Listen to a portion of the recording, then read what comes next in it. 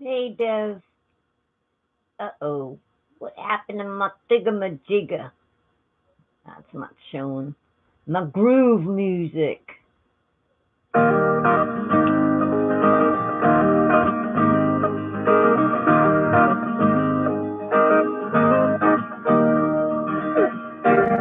line.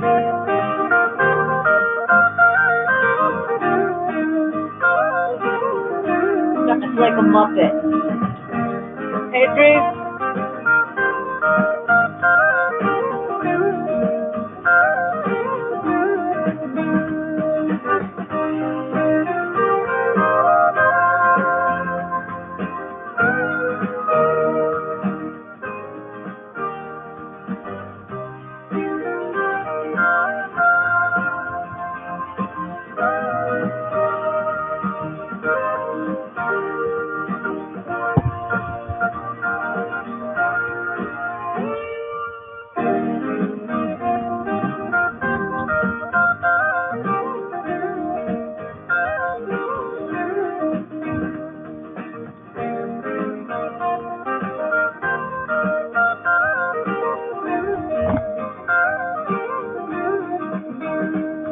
Coffee.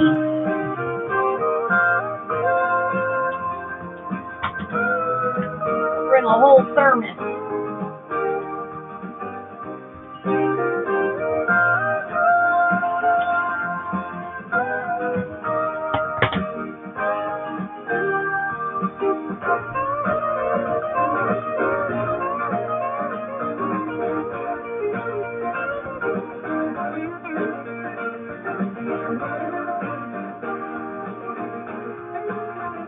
Wine. You gotta start making your own.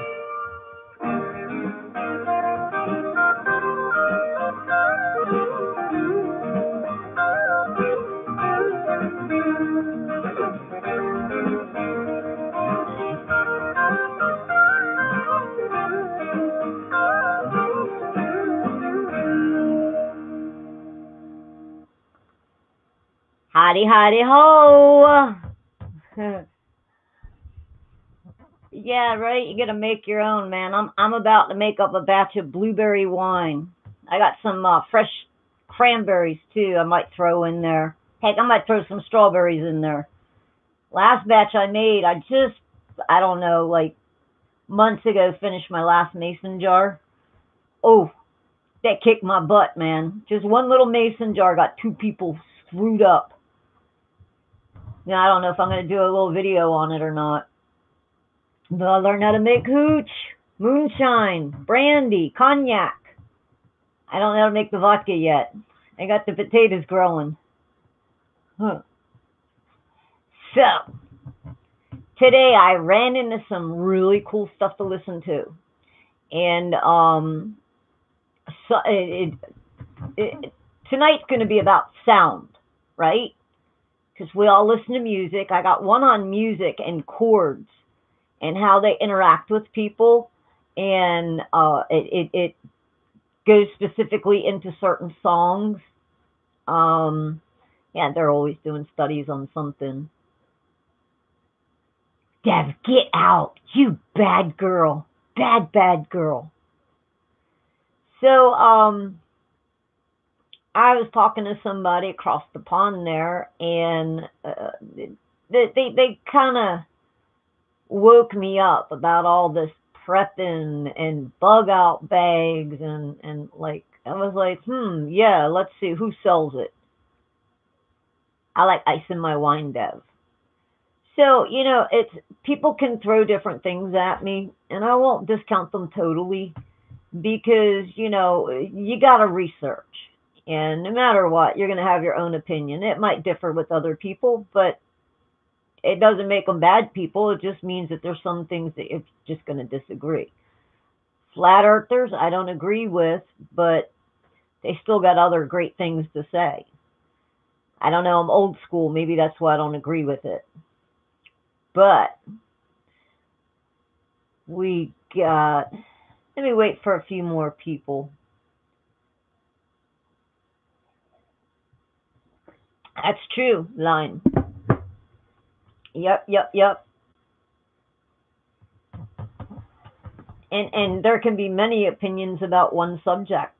So, it's I want facts. I want to do the research. I don't expect anyone to serve it to me on a silver platter.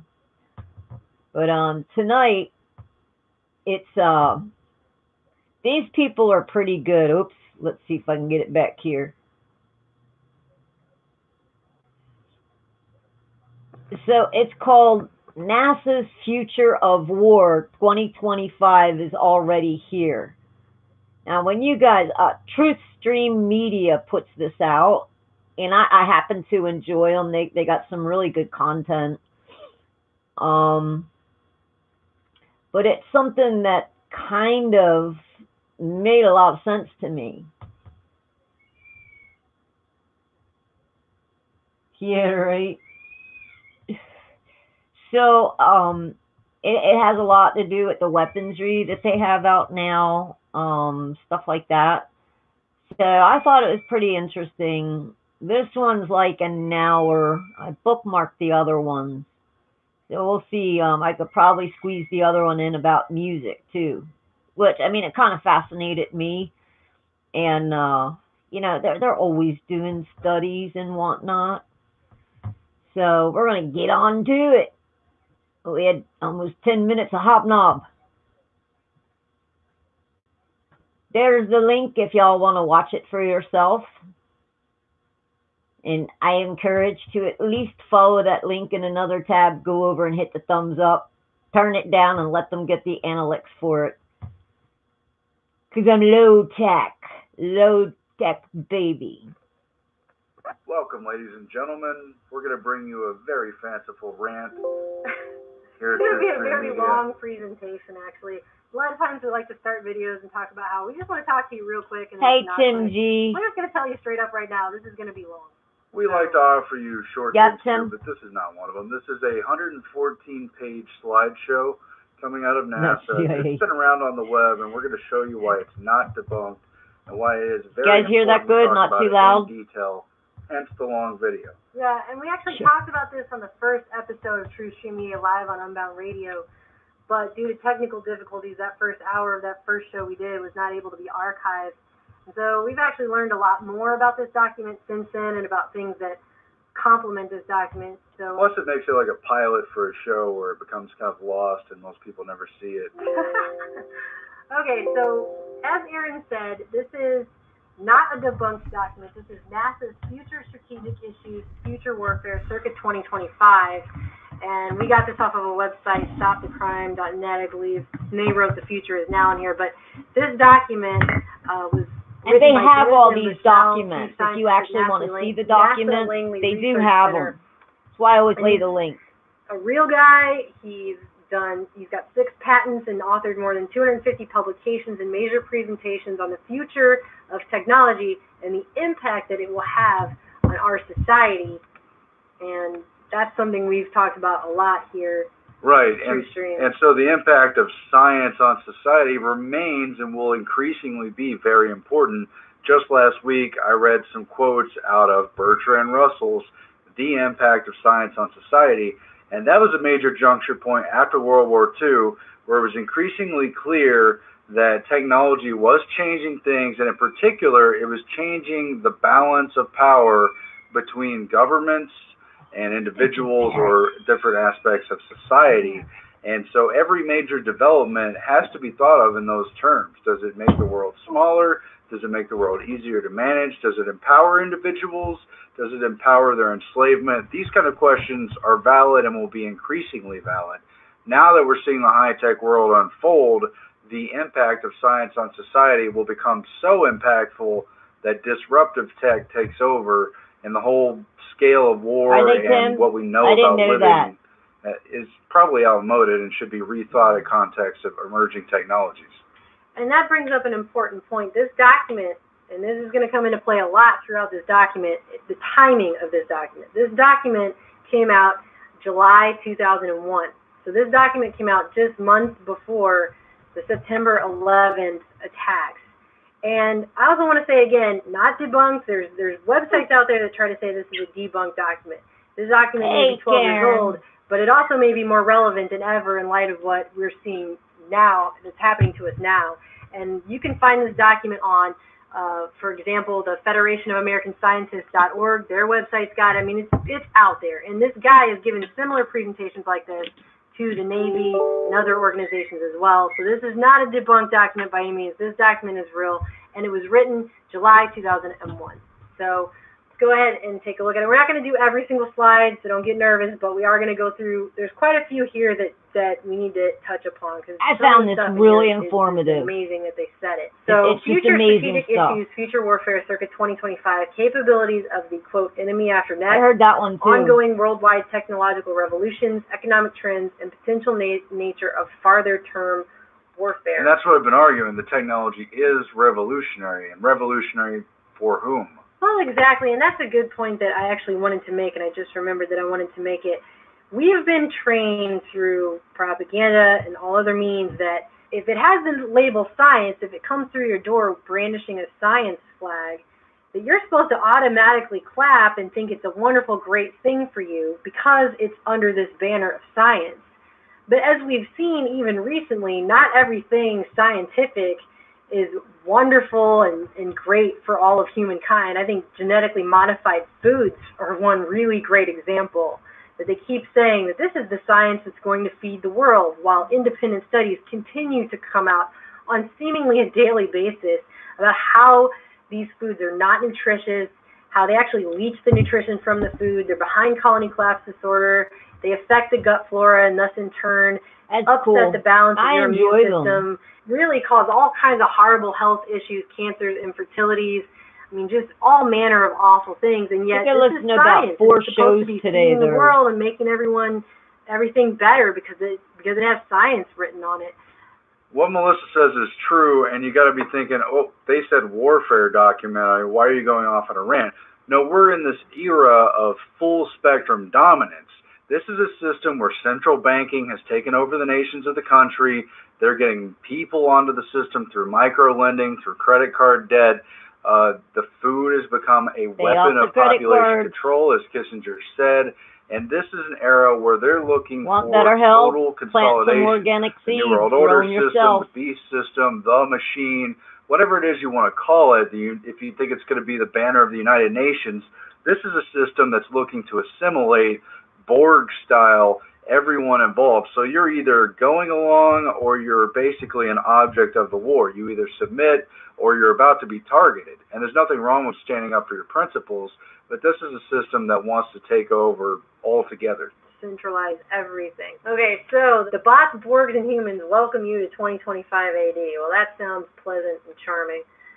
This presentation was based on futures work for and with, and you've got everybody on here, the U.S. Air Force, National Research Council, Army After Next, DARPA's on here, DIA is on here, CIA is on here, FBI is on here, SOCOM. Everybody came to the party for this document. It also goes on to say it's meant to incite thought and discussion, and then it's based in all cases upon existing data, trends, analyses, and technologies. No pixie dust. So this is not some stuff he just made up. It is meant to incite. It's not stuff they're hoping they might someday develop. It's stuff that they have their fingers on. Exactly. Going in assumptions. Politics does change overnight. Potential capabilities is the future warfare issue, not who, but what. I think we saw that in Arab Spring, and it was enabled by technology specifically. Need to plan, quote unquote, differently. The world is in the throes. And remember, that was in the throes as of July 2001 of triple. These guys are in like a little think tank I'm in, Dev. Lion has a little bit different opinions, but he's not a troll. Nobody in here is a troll. Some of these people you don't know, Dev, I know from a hangout, which I don't know if anyone's going to do a live show tonight or not. We get in there and we just talk about everything that's going on, and so no trolls, baby girl, no trolls. Exponential IT, bio, nano, technological revolutions. Changes are occurring at scales of months instead of decades. Zeroth order, potential effects upon defense, offense, equipment, ConOps, threat. Okay, now this is just went on their own. P. Criolla Spaceship Earth. This is what they're saying about us now. The crew are plundering the ship's supplies, tinkering with the temperature and life support controls, still looking for the instruction manual, engaging in bloody skirmishes in every corner of the vessel, and increasing the size of the crew by 2 million per week. So this is talking about resources and that we are plundering the ship's supplies. That's talking about their thought that basically the world is overpopulated and we're taking over all of the resources, and that we are tinkering with the temperature and life support controls. As we mentioned earlier, this guy has his fingers in the pies of all the climate change, or anthropogenic climate change concept, that man-made climate change, even though that's been debunked, and they've even been able to prove that NASA has put out false data on that. But he's talking about that here. And in my mind, this reinforces why I say full spectrum dominance is important. They're saying a tipping point is being reached, planet Earth is in jeopardy, spaceship Earth. And so in other words, all the chips are on the table, someone's going to wreck this thing, and it may as well be their team. You see this in conventional war that's going on. This was a big part of 9/11, the Project for a New American Century document, specifically highlighted a lot of these future threats and said this was their big window. It was a closing window to become the first, last, and only major superpower. And if they don't grab it, it could end up being China or any other country grab it who's emerging. No. India's got so many tech They're using it as an excuse to come over the border, though, Lion. They wanted this to be the final grab for control of the global system under U.S. auspices. Meanwhile, Ray Kurzweil and others are saying technology is coming to a head, and one of these benchmark years is 2025, the year named in this document. Yeah, and you've seen this time and again in our history. I mean, the atomic bomb is a really good example. We had to build it, right? Because if we didn't build it, then Russia was going to build it. So we had to build it. So we have to take control of everything, because if we don't, someone else will. And if we don't wage war on the entire population of the globe, the numbers of the people on the planet will wage war against us. That's the thinking. Yeah, and here he explains that even more. Humans have taken over and vastly shortened evolution of the planet via global warming, pollution, deforestation, huge public work, easy Three Gorges Dam, of the human species, genomic design and repair, quote-unquote mind children, and product/life forms, cross-species, molecular breeding, and directed evolution. And that's something that we reported on at TrueStream Media. I know we just got done putting an article out a few weeks ago having to do with DARPA getting on this research bandwagon with the 47th chromosome, which is a genetically modified, genetically designed 47th chromosome they want to be able to put into people. Let's call it hacks, and basically hack you with a 47th chromosome with which they can put all manner of codes and things in. It's not something, and they admit in their own writings that they are able to control either. So we're going to skip ahead just a little bit here.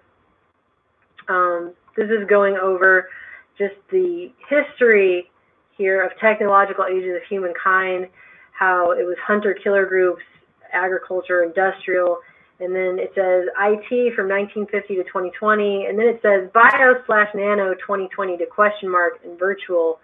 Although bio, obviously we can all argue bio, nano, and virtual are here and this now. is again straight out of Ray Kurzweil textbook, that things are accelerating at an exponential rate, and the rate of revolutions and transformations of society is again reaching this crescendo. This is all about a certain closing window. There is a master picture here. It kind of looks like they're just spreading the cards out on the deck, but that's not the only thing that's happening. Okay, so you have hunter-gatherer nature provided for them, then agricultural, controlled nature, plants and animals. Industrial is mechanized agriculture. IT, bio, nano is automating industry and agriculture. And then virtual, the robotization of IT, bio, nano, industry, agriculture. And I mean, we're seeing a lot of this now with genetic modification and how that's spreading across the globe. Well, you saw the term directed evolution. They think they're going to take control of it through technology, and not only control nature in terms of agriculture, but control all of life and craft it in the direction they want to go. Well, and it's pretty interesting too, because again, they're not able to obviously control it, or else we wouldn't have the invention of super weeds, which are now in the millions of hectares, super weeds growing all over the world, and super bugs that are becoming resistant to what they're doing. And somehow the EPA just keeps saying, we just need to have more pesticides and chemicals, and that'll make it better. And it's not making it better. They're not able to control what they started, but they just keep doing more and more. It's ridiculous. And so, future technology, kind of like the cold and flu. The frontiers of the it small, just becomes and, resistant. quote, unquote, it's ever changing off of each other. And he goes through IT, bio, and nano, and he's talking about silicone, bio-optical, quantum, nano computing, no end in sight, virtual reality and holographic, immersive, ubiquitous comms, hyperspectral sensors, virtual presence, automatic, robotic, everything, huge cost reductions. And then in bio, we've got genetic engineering before birth is mentioned on here. So that should, that right there should remind you of pretty much every scary futurist, dystopian. Remember the title, it's Future of War 2025. In Time, we've reported on, but there are many others as well. And again, you see lifespan doubling. That's again from the Ray Kurzweil textbook, but places greater emphasis on all the population issues they've already brought up. Because there's this many billion, the thought of that many billion living for twice as long gets them right into their whole false debate over the resources of the earth and why they have to limit population growth, limit actual populations, and why they might be justified in some kind of large-scale asymmetrical biowarfare, etc. Yeah, it's really scary how people don't seem to realize this. We have not all been invited to this elitist technocratic party. We're not all on the guest list for that, okay? So when they say lifespan doubling, these are the same people that are arguing that the earth is overpopulated. So obviously they are not interested in doubling the lifespan of everybody here. That's obviously not in their interest at all. And so it's silly when I see people arguing about how we just have to, they're arguing these soft eugenics arguments about killing people for the earth and not having babies for the earth and all this other kind of stuff. And they don't seem to realize they're not in the lifespan doubling category. They have not been given an invitation to that party. Well, the metaphor sounds silly, but just think of the consequences when they someday play a global musical chairs to see who gets seated at the table that's supposed to bring them double lifespan or perhaps eternal life someday. It's creepy. And then you have carbon nanotubes, 600 times strength to weight of steel, assemblers / living factories. What do you think about living factories? That sounds like growing pharmaceuticals and plants for one thing. Hey, Craig, y'all want to do some kind of live thing tonight? Some hangouts? Bring up some political crap? I don't know who usually does the live. If JB's there, I keep meaning to catch his shows. Or Dino or Drop or someone. We had a nice crowd last weekend. Last weekend was cool. It was cool. It was badass, man. We all had some really good content. We laid it down. We could have made a show out of that one. Up to you guys, though. Yeah, it doesn't matter who. We just got to stream it.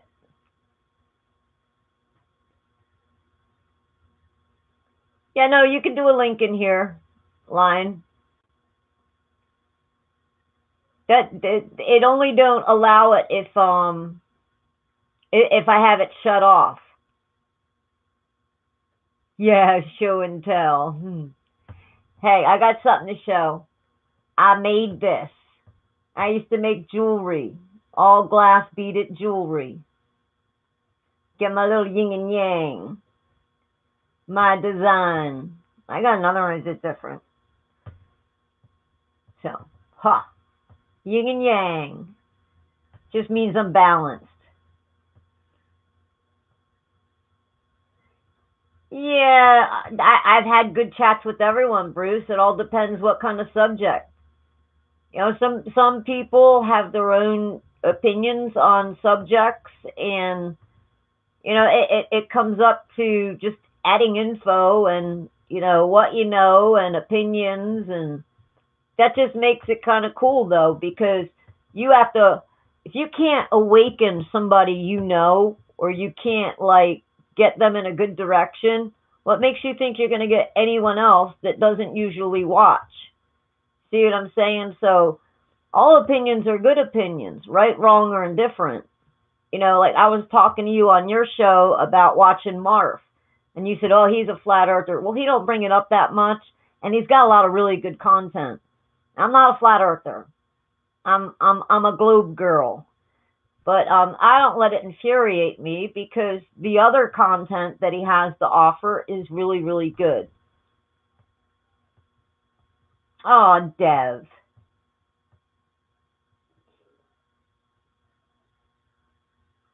But yeah, right. So I mean, all opinions in my mind are, great. Um, and whether I believe them, see, I'm not going to spend so much of my time on flat Earth or round Earth. The more thing, what I mean, that's extra baggage. So I'm not even going to get into it. What I find more important is watching the government, seeing what they're doing. You know what I mean? Because that's something that we all really need to pay attention to. What are they doing, and what kind of tests are they doing? What kind of equipment's out there, and all that. I didn't even know till today that we actually have a collider here in America. I thought it was just the one out there in I thought it was just the one out there in Switzerland. We got one in Washashoba or something, Texas. I didn't even know about it. Wonder why we see freaking purple skies, pink skies. I think that's plasma. When you get that white silvery at night, I think that's probably plasma, but who knows what the heck they're doing. So, but I do. I like the conversations when we get in that room. And we had such an awesome one going last night. It was awesome. So, yes. Yeah. But I never knew they had one here in Lyon. I just didn't know. I was like, what? We got one in America? And they were actually going to build it in North Carolina. Yeah, right? And that's what it is. They call that one just a collider. They were actually going to build it in North Carolina, and instead it ended up in Texas. Still, a collider is a collider. I just think they're very dangerous. I mean, it's just there's not enough known about it, and who knows what they're doing. I don't trust it. I mean, they could be opening portholes. They could be opening space travel. You know what I mean? We could have all kinds of stuff already on Earth. So, and what happens if one of them things bust off, man? Bam! You release that crap in the atmosphere. What happens then? Exactly. I mean, even who was the crippled guy in a wheelchair? I don't even think he even warned against it. He was like, no. I actually got that one bookmarked as well about the colliders. I ran into some really good stuff today, and I was like, all right, let's do it. I just, it's out there, Stephen Hawking, yes, yes. So he was a brilliant man too. So we got some of the best of the best. Yeah, right, Bruce? Duh. Yeah, no, I don't agree with CERN. I'm like, okay, let me write that down. I'm going to put that on the address list with all the FEMA camps. See what I'm saying? Need to find out what's around, so I get a little book going. Shit hits the fan or something, that book's got to get passed on. Those are the bad places. So, but, I don't know if sometimes they do this just to like fear monger us or what, but CERN is, it's real. Some of this stuff, I think they just say stuff or whatever, and they're actually putting people in certain times. So let's check this out. This is bad.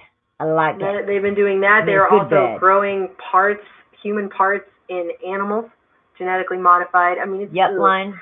Huge cost reduction, though. So there you go. They're going to save money doing that. Well, they're not only going to supposedly put nano into our bloodstream to check on our vitals or to do minor repairs, but nano will become self-replicating and autonomous. And Ray Kurzweil straight up predicts that someday we're going to see nano wars, like different factions of nanobots fighting it out for their control plane. And one avenue of that war, one field of battle, could be inside your human body.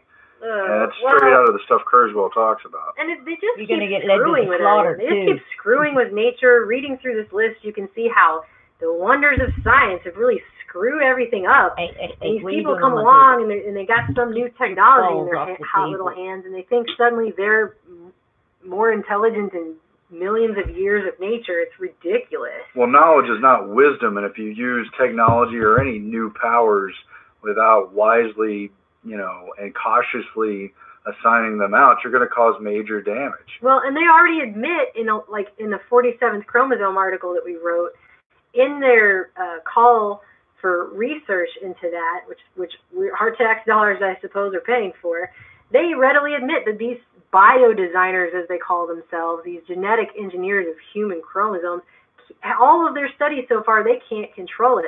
I read a story about a young man, I think it was in either 1998 or 1999, and they tried to inject him with gene therapy, and it just shut his whole entire body down and killed him very quickly because they don't know what they're doing, and they list a whole list of how doing this has caused all kinds of issues in ways that they were not able to predict and control.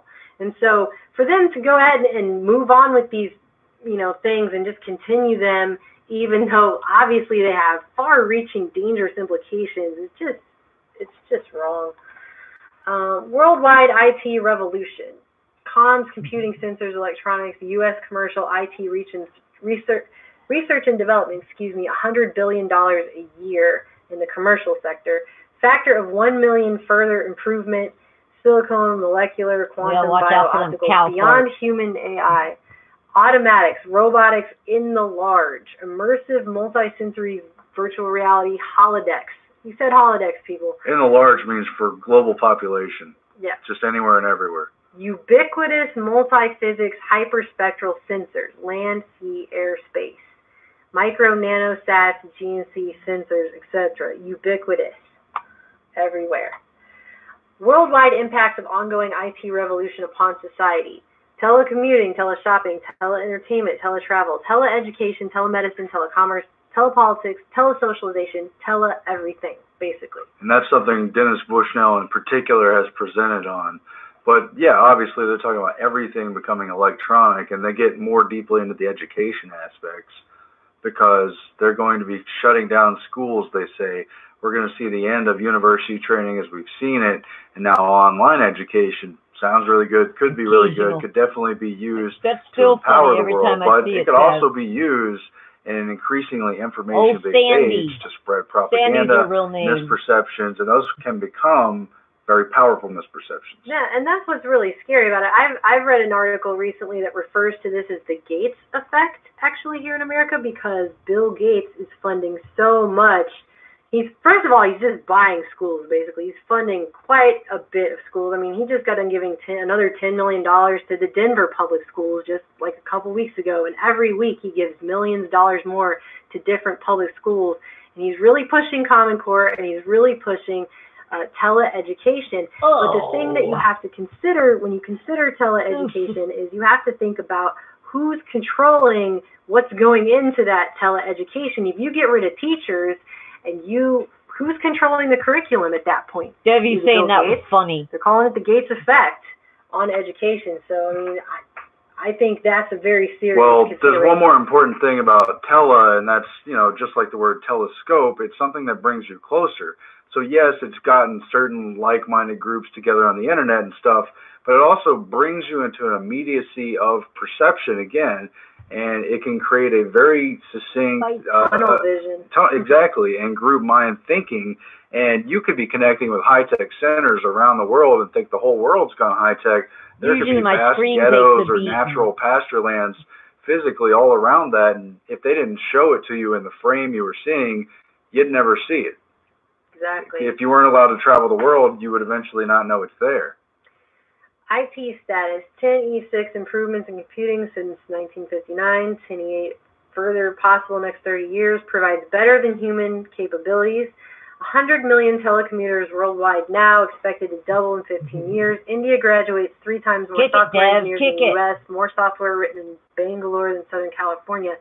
But this last bullet point's what really stuck out to me. IW effectively constitutes a fourth WMD, and he's talking about information warfare effectively constitutes a fourth weapon of mass destruction. And again, it's the power of psychology, the power of InfoWar, and earlier. Obviously it's a weapon of mass destruction. You've seen people ridiculing Fox News in the wake of 9/11, weapons of mass distraction, you know, all the different phony debates they've had. And certainly a major propaganda effort can be a full-on weapons of mass destruction. Definitely. Some predictions. That's why independent thought's becoming illegal, by the way. I'll get you that phone number. I think they're worldwide line. Okay. It's $200, or you can call the available in 5 years. 15% of all power today is used by computers. Will reach. I don't want to talk over this because it's such a good show. You can either pay a private company. The company I used, I think they're all over, not just in North Carolina. But I paid $200, and it took them about 2 weeks to come back with the results. You can also call the EPA, but the thing with the EPA is that the EPA, I mean, I don't know if they'll condemn your house if you have it and say until it reaches compliance. That's the only thing about going free. Now with the company that 70% of Americans, Dev, 70% of Americans live with mold. Hey, Zero. So you know, it's dangerous. I mean, you can look at the health effects. I mean, we've got the Stachybococcus, and the second leading one. Hey, Karen. And the penicillin mold here. We're getting like 2,000 parts per million of the penicillin mold. So, you know, some people are highly allergic to it, you know, and you can't see it. It's airborne. You know, some of it you can, like I've seen different areas. When I took everything out of the one bathroom, I mean, all against that back wall, it had mold on it. And I'm looking at labels and it's got black stuff on it. I boxed it up. I just hope you got insurance, Lion. If you have insurance, renter's insurance or whatever, it's well worth it. So, I mean, I don't...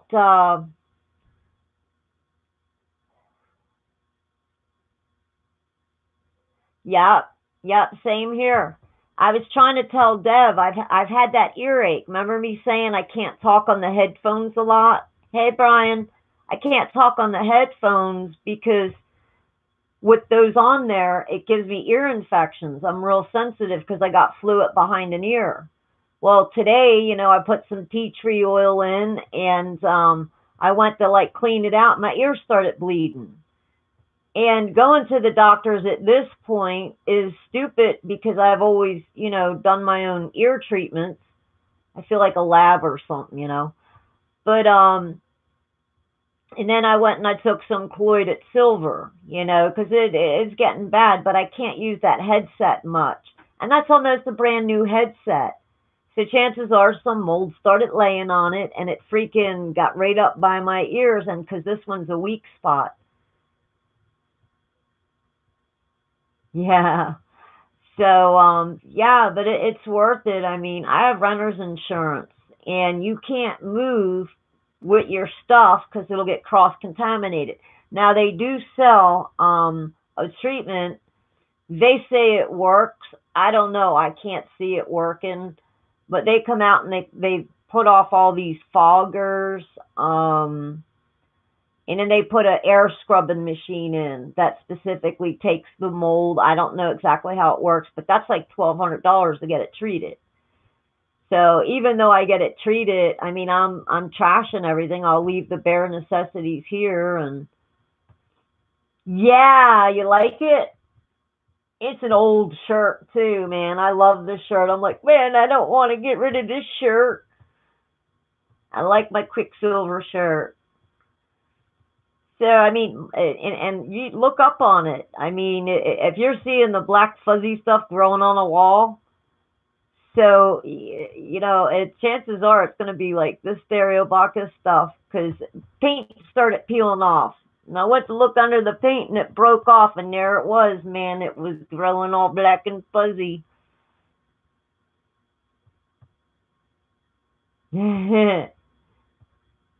Yeah, I've been up and down the coast. I've always been by the beaches, and I don't like the beach. I used to get sick from the sun. They used to have to bury me in the sand. They'd make one time they made a huge mermaid out of me. You know, they would all get creative, and it would just be my head. You know, I'd be with my friends.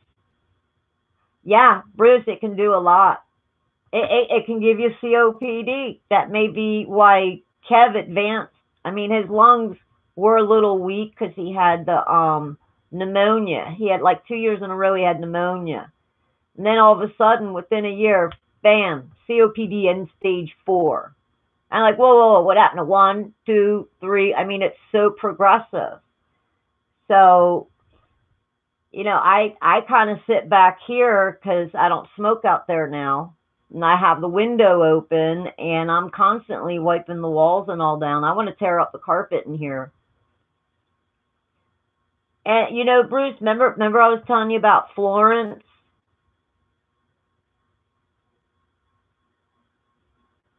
Yeah, I bet. Brian, I bet. Um, but Bruce, remember I told you when Florence hit us, like 2 days before the actual storm, we had some kind of mystery flu, a mystery flu. Well, something, and I said something attacked our spinal. It hit our spinal cords, but it happened to a lot of people. You know, I don't know if they're freaking throwing some mold down on us or whatever, but a lot of people around here, we just called it the mystery flu. But I couldn't pack up to get out. I laid down and that was it. I couldn't have picked my head up to drive. I mean, the headache and the pain, oh my God, it was painful. I mean, I don't get many flus, but that was just a mystery. So, and heck, they put mold in freaking bioweapons. You don't think it's a filler, do you? They put it in bioweapons because it hits your neuro system.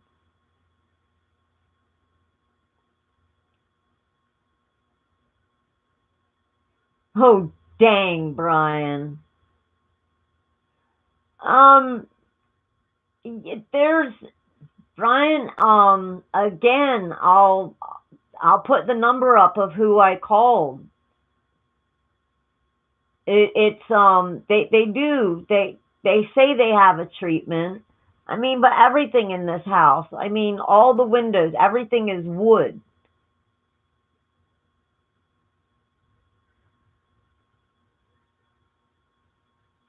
And I bet. Yep, yep. I got a social worker called me the other day because I've been to the doctors. They're like, "Well, you got MS, you got lumps, you got this, you got that." I said, "Oh, and a whole lot more." You know, and she's like, "Well, you really need." I said, "Well, look, I'm not crazy about the doctors I've seen." I said, "You know, they just look at me and say, no, we can do." So, and then I told her about the situation with what's going on and everything, and I'm like, so she set me up with new doctors. Yeah, any storms. And here in North Carolina, it rains so much all the time. I mean, but apparently they have this treatment that'll at least make the house dealable until we move. And Kev, you know, with the breathing issues, I'm gonna have to do it. So, but I mean, some people actually had mold and moved, and then like they threw a lot of stuff out, but they took some things and they contaminated the new house. So just imagine like a bag full of clothing. You know what I mean?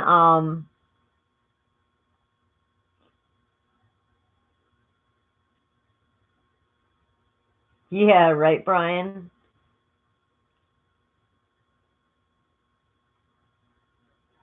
Yeah, you're just gonna get sicker. You're just gonna get sicker, Lion. The only thing I can do is I clean a lot. Well, I've been hiding out in the bedroom since I don't know Thursday, so I just been hiding out here and I let everything out there just be. I got the bathroom right there, and then just taking aspirins from the headaches and the allergy pills and so. But at least I can go to a doctor now and say, hey, I got some weird symptoms, but Shazam. Just one of those things you can't do any. Well, I mean there is something, but it's costly, and I'm trying to wait. I'm trying to raise awareness through the social worker about the state.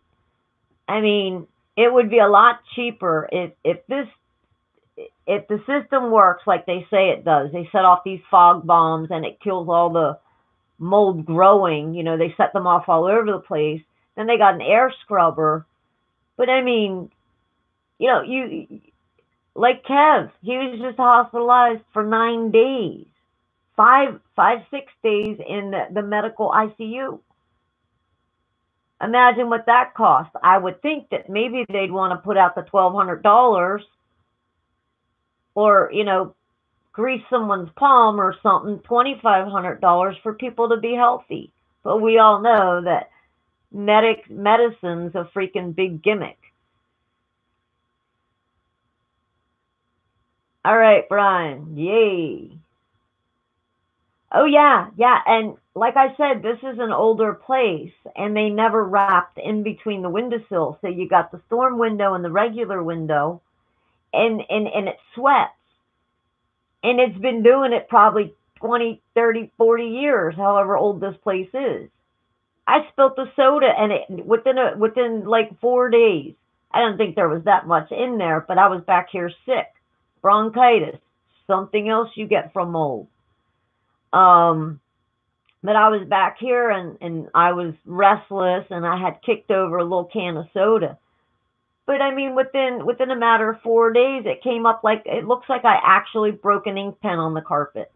I'm like, Jiminy Crickets. Yeah, there's moisture here too, Bruce. I'm gonna try, I'm gonna try to get them to do the fogger things and this and that and just just so I can, deal with it. I mean, no house in the world should make you sick.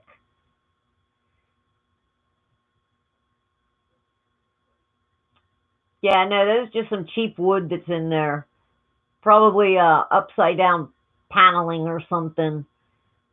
So no matter what, I mean, as long as there's going to be a difference in house temperature and outside temperature, it's always going to have condensation. So yeah, they technically for her to fix this place, all the sheetrock has to come off. Everything has to be, all the insulation. These windows, half of them, there's a space in there.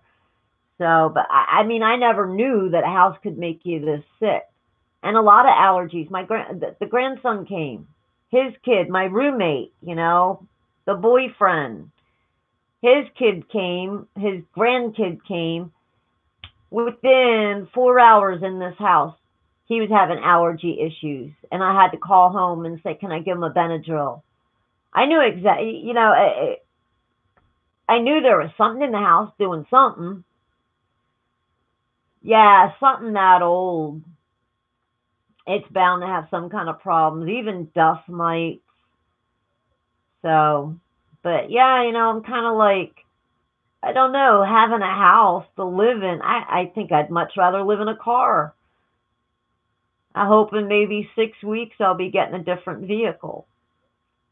And I'll go sleep out there. I really don't want to be in here. Do you like I did? Get the fuck out of that swamp. You live on the edge of the fall line between plateau and swamp, about halfway to Greenville. Yeah, yeah. I'm looking to go up into the mountains, Bruce. I want to go up in the. I'm thinking West Virginia. You know, good, kind mountain folk out there, and I don't want to live near any big cities. I don't want to live in a. I was never a city person.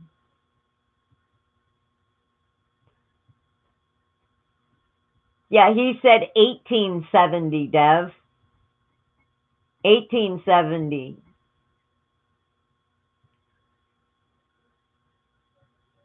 Yep. So I mean, it is a really, really bad problem, and there's some people, they can deal with it with their immune system. Not mine. You know, and like Dev, I was trying to tell you, I'm constantly going to have sore throats. I'm constantly going to have earaches. As long as I'm here, my body is going to take a beating. And, you know, and there is something I can do. I mean, you know, start getting rid of crap, throwing it away.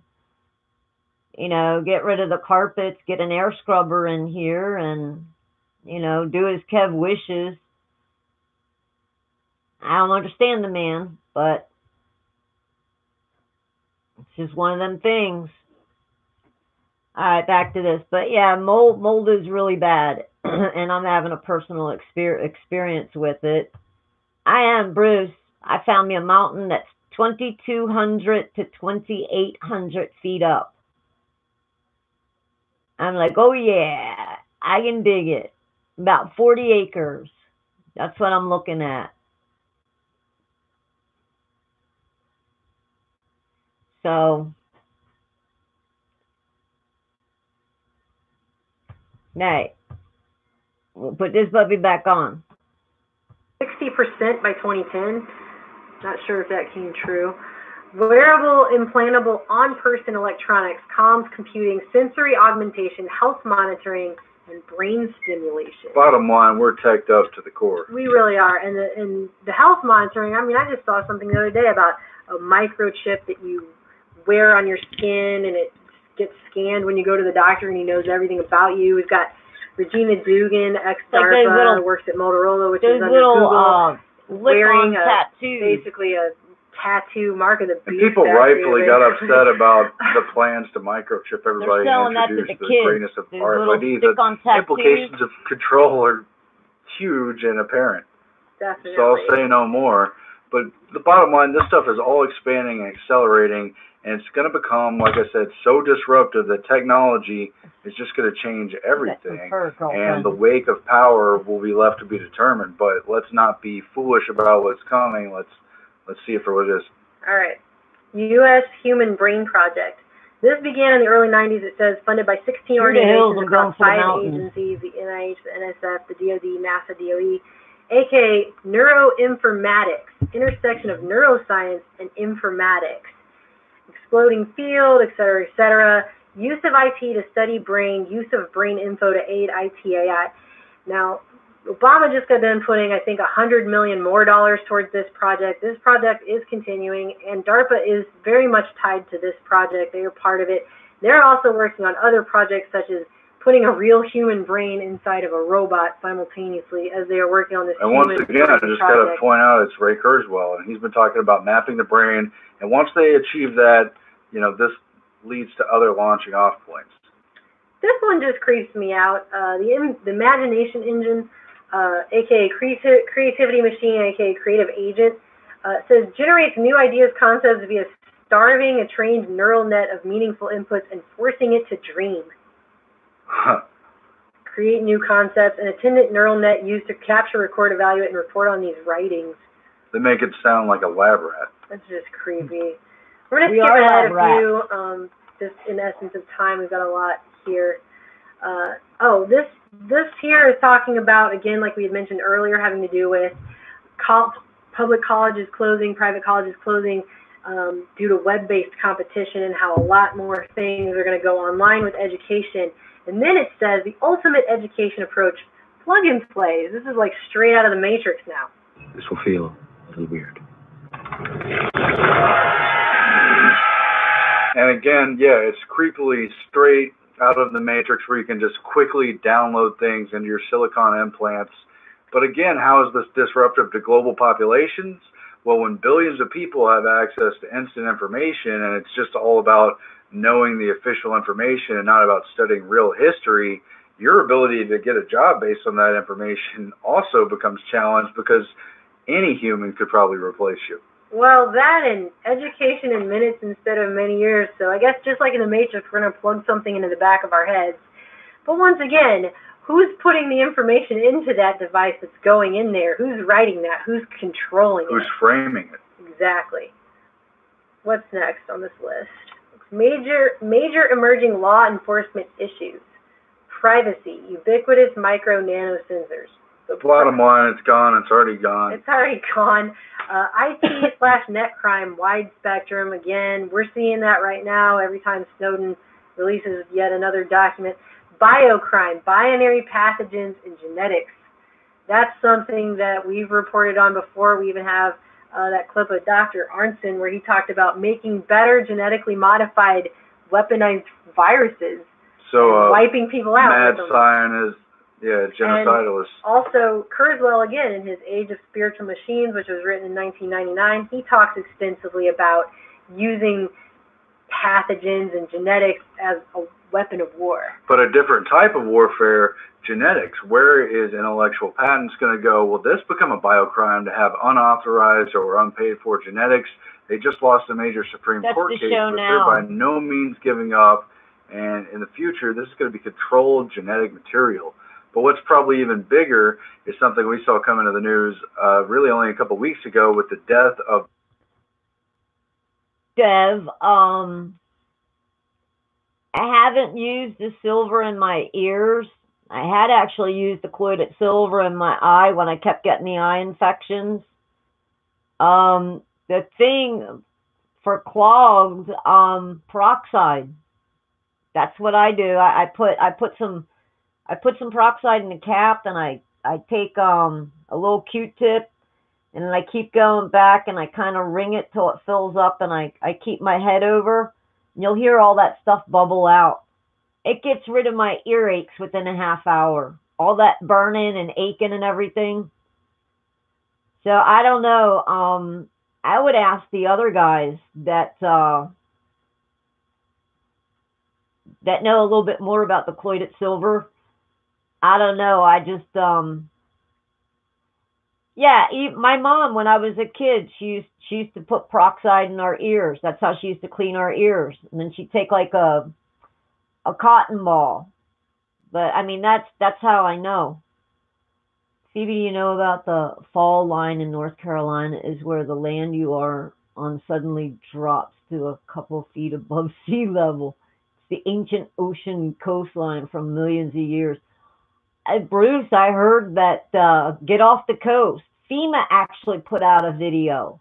FEMA themselves. This was like, I don't know, 10 months ago, a year ago. I went online. I can't find it anymore. It's gone. But they warned people, get off the coast. That's why I'm gonna be like right up around the Tennessee, the south, maybe towards the southwest. Yeah, I'm right outside of Raleigh. So yeah, I don't want to stay here. I moved from Carolina to Louisiana. Not that that was any better, but you know, I don't really care for North Carolina. Yep. I forgot which way Greenville is though. Yeah, Dev, and like any sinus issues I have, like with the sore throats and everything, I just take a half a dropper of the colloidal silver. Yeah, we're probably close to, we're like this weird little area. It's like if you look at the map at North Carolina, the first A, we're like right in that triangle of the capital A. I always call this the little Bermuda Triangle. It's weird because 2 blocks that way or 2 blocks that way, it can be team and rain, but not here. So, and we get missed by a lot. But yeah, I mean, there's people are hearing booms and stuff everywhere, and you let that your sinuses go from your ears on, Dev. It all goes through your nose, into your ears. That all drains down in your throat. So yeah, I had a little bit of a sore throat. But yeah, Bruce, I'm not. I don't want to stay here in North Carolina. After Kev, there ain't nothing for me to stay for. So, I mean, to even go and look for an apartment, it's not worth it. Yep. Yep. So yeah, I'm getting a 5 out. I'm starting to save up money and whatnot. My first goal is a better running car. I don't trust my car. So,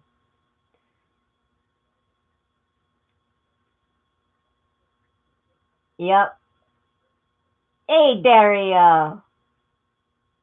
Chicky Eye Chat. Hey, Daria. I got a red beret hat coming. Yep. A red beret. It's one of those, it looks like one of the army hats.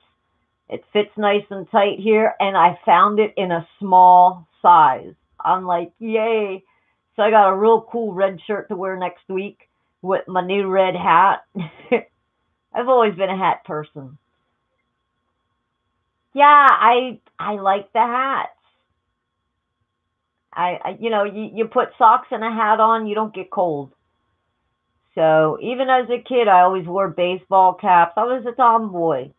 Then I had that cool looking, those little black hats with the white little things going up here. So I love the hats. Yeah, but when I take it off, all my hair is like flat. I'll get a flat head.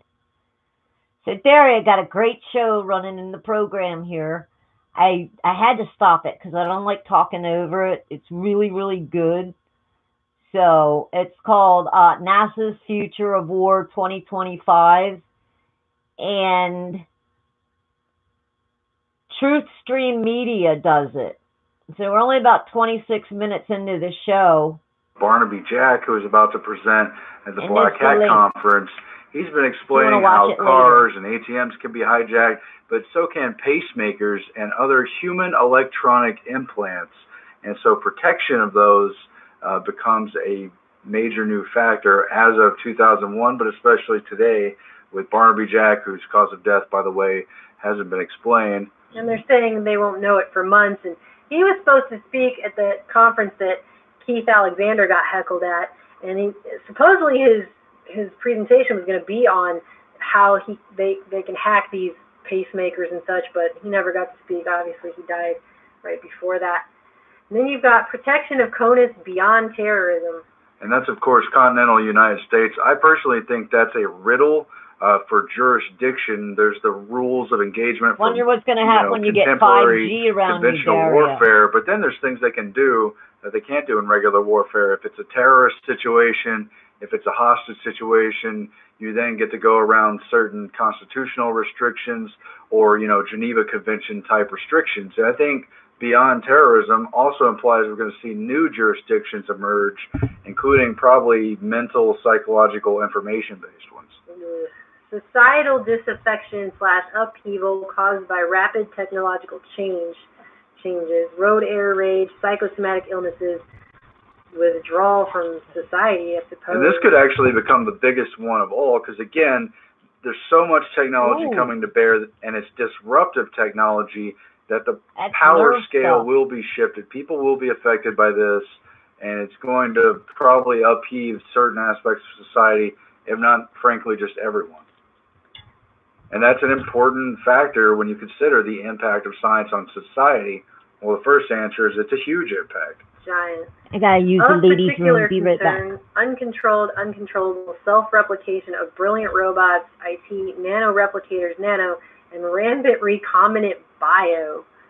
That sounds fun. This is scary. This is still true today. They can't even control the stuff that they're doing now. They can't even really control, and that's why they're still working on it. But you know, they're going to move ahead, even though this has been warned about in how many different sci-fi movies. I mean, it's everywhere. The warnings of this. It's like, have they not even watched Jurassic Park or anything, or Terminator, or The Matrix, or any other movie that has cybernetic revolt going on, which is like all movies that have robots, basically. It's like, who are these people? They don't care about Pandora's box. That's probably just there to acclimate the public. All right, next. Here. Biorevolution applications, quote-unquote, farm animals for drugs and spare parts. And again, this came out in 2001. This has already been put into place. We've started to cover the Prodigy scandal, for instance, where they found contamination incidents where they were growing pharmaceutical drugs inside of genetically modified corn. They're also going to grow what they say are going to be replacement organs for humans and pigs or cows. And they're going to do things like put spider silk genes into goats, create body armor because of the volume that can be produced by a larger animal, and other combinations. Monstrous Frankenstein stuff. Examples, confluence of IT bio-nano. Brain of a sea lamprey was inserted and connected to the body of a robotic fish, an initial cyborg. And then you've got Choo Choo, a flesh/plant-eating robot that hunts and biodigests, quote-unquote, natural foods China, to, 2 weeks for a heart. The land. Ugh, like a robot that's going to eat you, basically. I mean, I'm not sure how else you could really take that. Ugh. Move ahead here. See, I think, is this where I wanted to go? Here we go. Some sensor swarms. Winter green and black coffee. Or less, combined sensors, comms, and power supply floats in air currents. Nanotags placed on everything, everywhere. Everything, everywhere, nanotags. Identification and status info. And so again, they're doing this kind of stuff. They're going to tag anything and everywhere. The very opposite of Fourth Amendment protections, the privacy and due process, unless there's evidence against you and sworn warrant with a witness. That's all gone. They're going to meta tag and track metadata. I'm mixing a bunch of terms, but they all apply actually. They're tracking big data everywhere for everything, huge swarms of information, entire population movements, specific individuals, all of it. I was freaked out enough when I read that Walmart, I mean, not that I buy my underwear at Walmart, not that you guys needed to know that, but, you know, I was freaked out enough when I found out that Walmart was putting RFID tracker chips inside of their underwear products so they could track where consumers wear their products. In point of fact, the Pentagon's first inventory control system with RFID tracking was done with a partnership through Walmart, and they've actually pressured other retailers to adopt it or basically be forced out of the business. And there's a whole history with that. And so, yeah, that really is the precursor. Inventory control first for Walmart goods, but eventually for people, livestock, you know. Well, and you've also got all the research going on with nanotags. Like, for example, Bill Gates, again, funding NanoCloth, which is supposed to be a wearable garment that can dispense medication to you as you wear it. That's pretty icky. And then he also comes to mind with co-opted insects because he's been doing research into. Imagine that your underwear giving you a shot in the ass. Well, they keep trying to tell us it's going to be. I'm not far from the news. Seeing the Terminator movies. We get Route 64 goes over the news. That scene with the playground where the apocalypse just starts, and then all the horrible Schwarzenegger screen time. I mean, and they will play with our emotions. They'll disguise robots as friendlies. That's the whole half the point of cyborgs anyway. Yes, every time I see a new robot from DARPA, I think, gee, that looks super friendly. No, hold on. They said they were thinking about underwear that's going to dispense your medication. I was like, talk about a shot in the ass, eh? It's like one thing people don't share. Well, you're not ever supposed to share your underwear. But,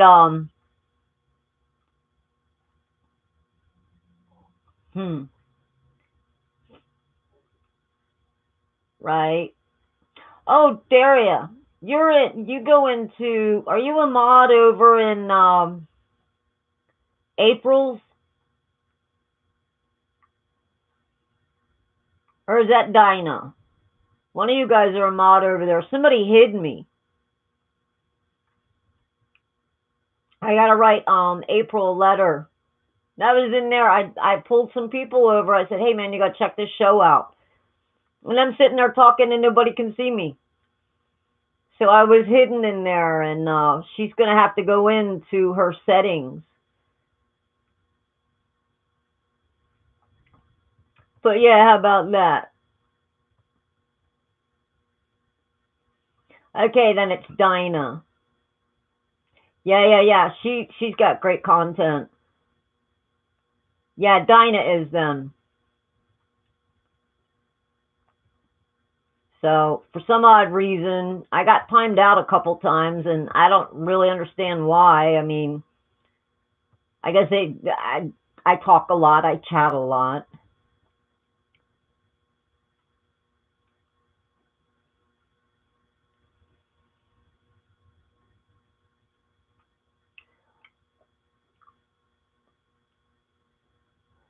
Hey, Seabird. Okay, but it's scary as hell, isn't it? Even in the movie Avatar, another James Cameron, just like Terminator, the whole point of getting in that Avatar suit, those physical people from the army from Earth could have walked up to the tribe. They got in the Avatar so they could look like those people, gain their sympathy, and take over that culture that they had, just wanted to wipe out genocidally so they could get the resources.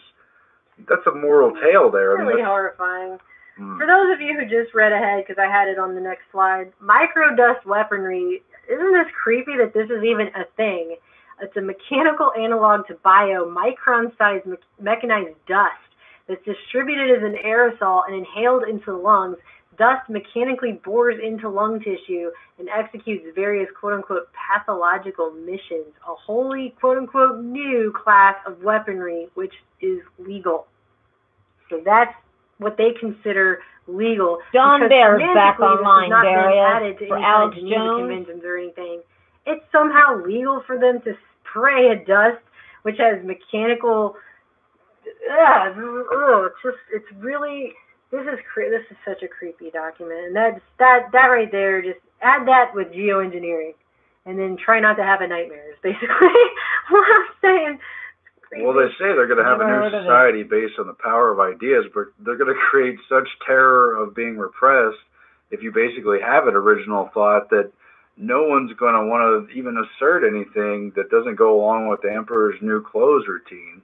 Well, basically. What else do we have? Volumetric weaponry, EMP, InfoNet Psi warfare, miniature brilliant sensor mine combos, fuel air and dust air thermobarics, radio frequencies, chem, bio, anti-functionals, anti-fauna, isomers, strain bond energy release, carbon fibers, and blades, acoustics. Correct me if I'm wrong, but the use of volumetric implies entire populations here, and information or network-based or psychological warfare. Psychological warfare. That's something that we're going to get into. We're going to detour from this for just a second to get into that a little bit more here, because we have learned recently some very interesting information having to do with the psychological warfare that our government has been engaged in. This guy, his name is Michael A. Aquino. He is a Lieutenant Colonel, Psychological Operations, 1st Special Forces Regiment of the U.S. Army, retired. And this guy was all up in it. He's an Army officer branch for psychological operations. His additional branch qualifications include armor, civil affairs, military intelligence, special I watch forces. her a lot, Daria. He's done additional skill identifiers include foreign area officer, psychological operations, special forces, defense attaché, strategic intelligence, force development, operations and training officer for, he's a psychological operation. I mean, it just goes on and on. It's a very long list, as you can see here, of things that this man has done having to do with the psychological operations. And what he has also done is he wrote this paper, now I gotta watch it. Mind War, the Psychology of Victory. This is a paper that got leaked in 1980, and there was a whole kind of firestorm around it. and they covered their tracks. It became a lot more controversial when it came out that this Aquino guy was a former member of the Church of Satan and now leading the Temple of Set. I was getting ready to mention that. Did I jump the gun? You jumped it just a little bit, but I will go ahead and go that now. This guy didn't just do all the things that I mentioned to you about him being a psychological operations officer. A thoroughly extensive military career. He was a very long military career for a very long time. He also founded the Temple of Set in June 1975, which is supposed to be, he was a member of Anton LaVey's Church of Satan, but that wasn't, I guess, hardcore enough for him, so he left and founded his own Temple of Set church, and Satanism redirects here, it says. So I really won't get into this much more than that. I don't like to dwell on these kinds of things at all, personally. Well, when you talk about leaders of the New World Order being into the occult and so forth, a lot of them are partially or not at all admitted. This guy is definitely out in the open, fully admitted. He's totally proud of it. And so, like I said, I don't want to give any more power to this. It doesn't deserve it. But this is a person who was very much at the forefront of psychological operations and development of techniques in our military. And he's also the founder of a satanic church. So there you go for that. He wrote this Mind War document, which did get leaked. And I just want to read a couple of things out of this because I think it's important for you to understand. He says, psychotronic research is in its infancy, but the U.S. Army already possesses an operational weapon system designed to do what LTC Alexander would like ESP to do, except that this weapon system uses existing communications media, and it seeks to map the minds of neutral and enemy individuals and then change them in accordance with U.S. national interests. I wonder if that has anything to do with 5G. Embracing military units, regions, nations, and blocks. In its present form, it is called psychological operations, or PSYOP. He outright says they're about to declare war on all populations, both the U.S. population and any enemy populations, and that is the whole point, to use this paradigm of mind war to convince all parties, friendly, neutral, enemy, that this entity will win the war. Yes, and this, again, is called mind war. And so he says he doesn't want to call this psychological operations. This should be rightfully called mind war. And he says that mind war must reach out to friends, enemies, and neutrals alike across the globe, neither through primitive battlefield leaflets and loudspeakers of PSYOP, nor the weak, imprecise, and narrow efforts of psychotronics, but through the media possessed by the United States, which have the capabilities to reach virtually all people on the face of the earth. And he's talking about electronic media, television, and radio, and then, of course, later now we have computer communications. State-of-the-art developments, he says, in satellite communication, video recording techniques, and laser and optical transmission of broadcast make possible a penetration of the minds of the world such as would have been inconceivable just a few years ago. Keep in mind, ladies and gentlemen, this was written in 1980. So just think about what they got going on today. Like the story. And that's when they mastered satellite television, and soon would come the emergence of CNN, then other cable news networks. And just as an aside, if you're familiar with the leaked Project Bluebeam, who's sitting near you, 5G. This is a far-reaching document, but they very clearly talk about an information-based psychological war through the media to all populations. Yes, through the world. And once again, we're seeing this same thread that we've seen before, this same argument. Like the sword of Excalibur, we have the courage and integrity to enhance civilization with it. If we do not accept it, we relinquish our ability to inspire foreign cultures with our morality.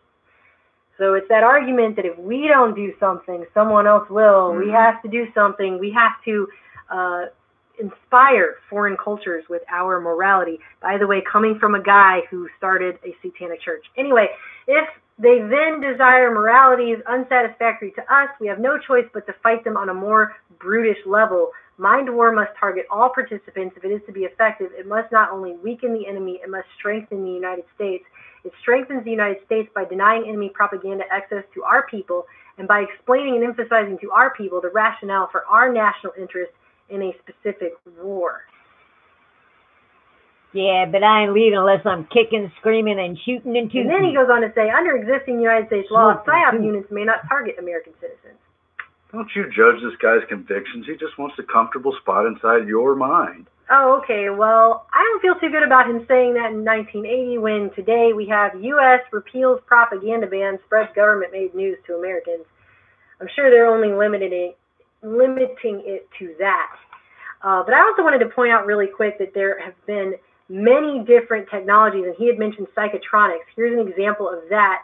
That was actually reported during Operation Iraqi Freedom in 1991, where they used a secret Pentagon psychotronics technology known as silent sound spread spectrum, and the physical, emotional, and psychological effects of the technology were so severe that hundreds of thousands of Iraqi troops surrendered en masse without firing a single shot against U.S.-led coalition forces.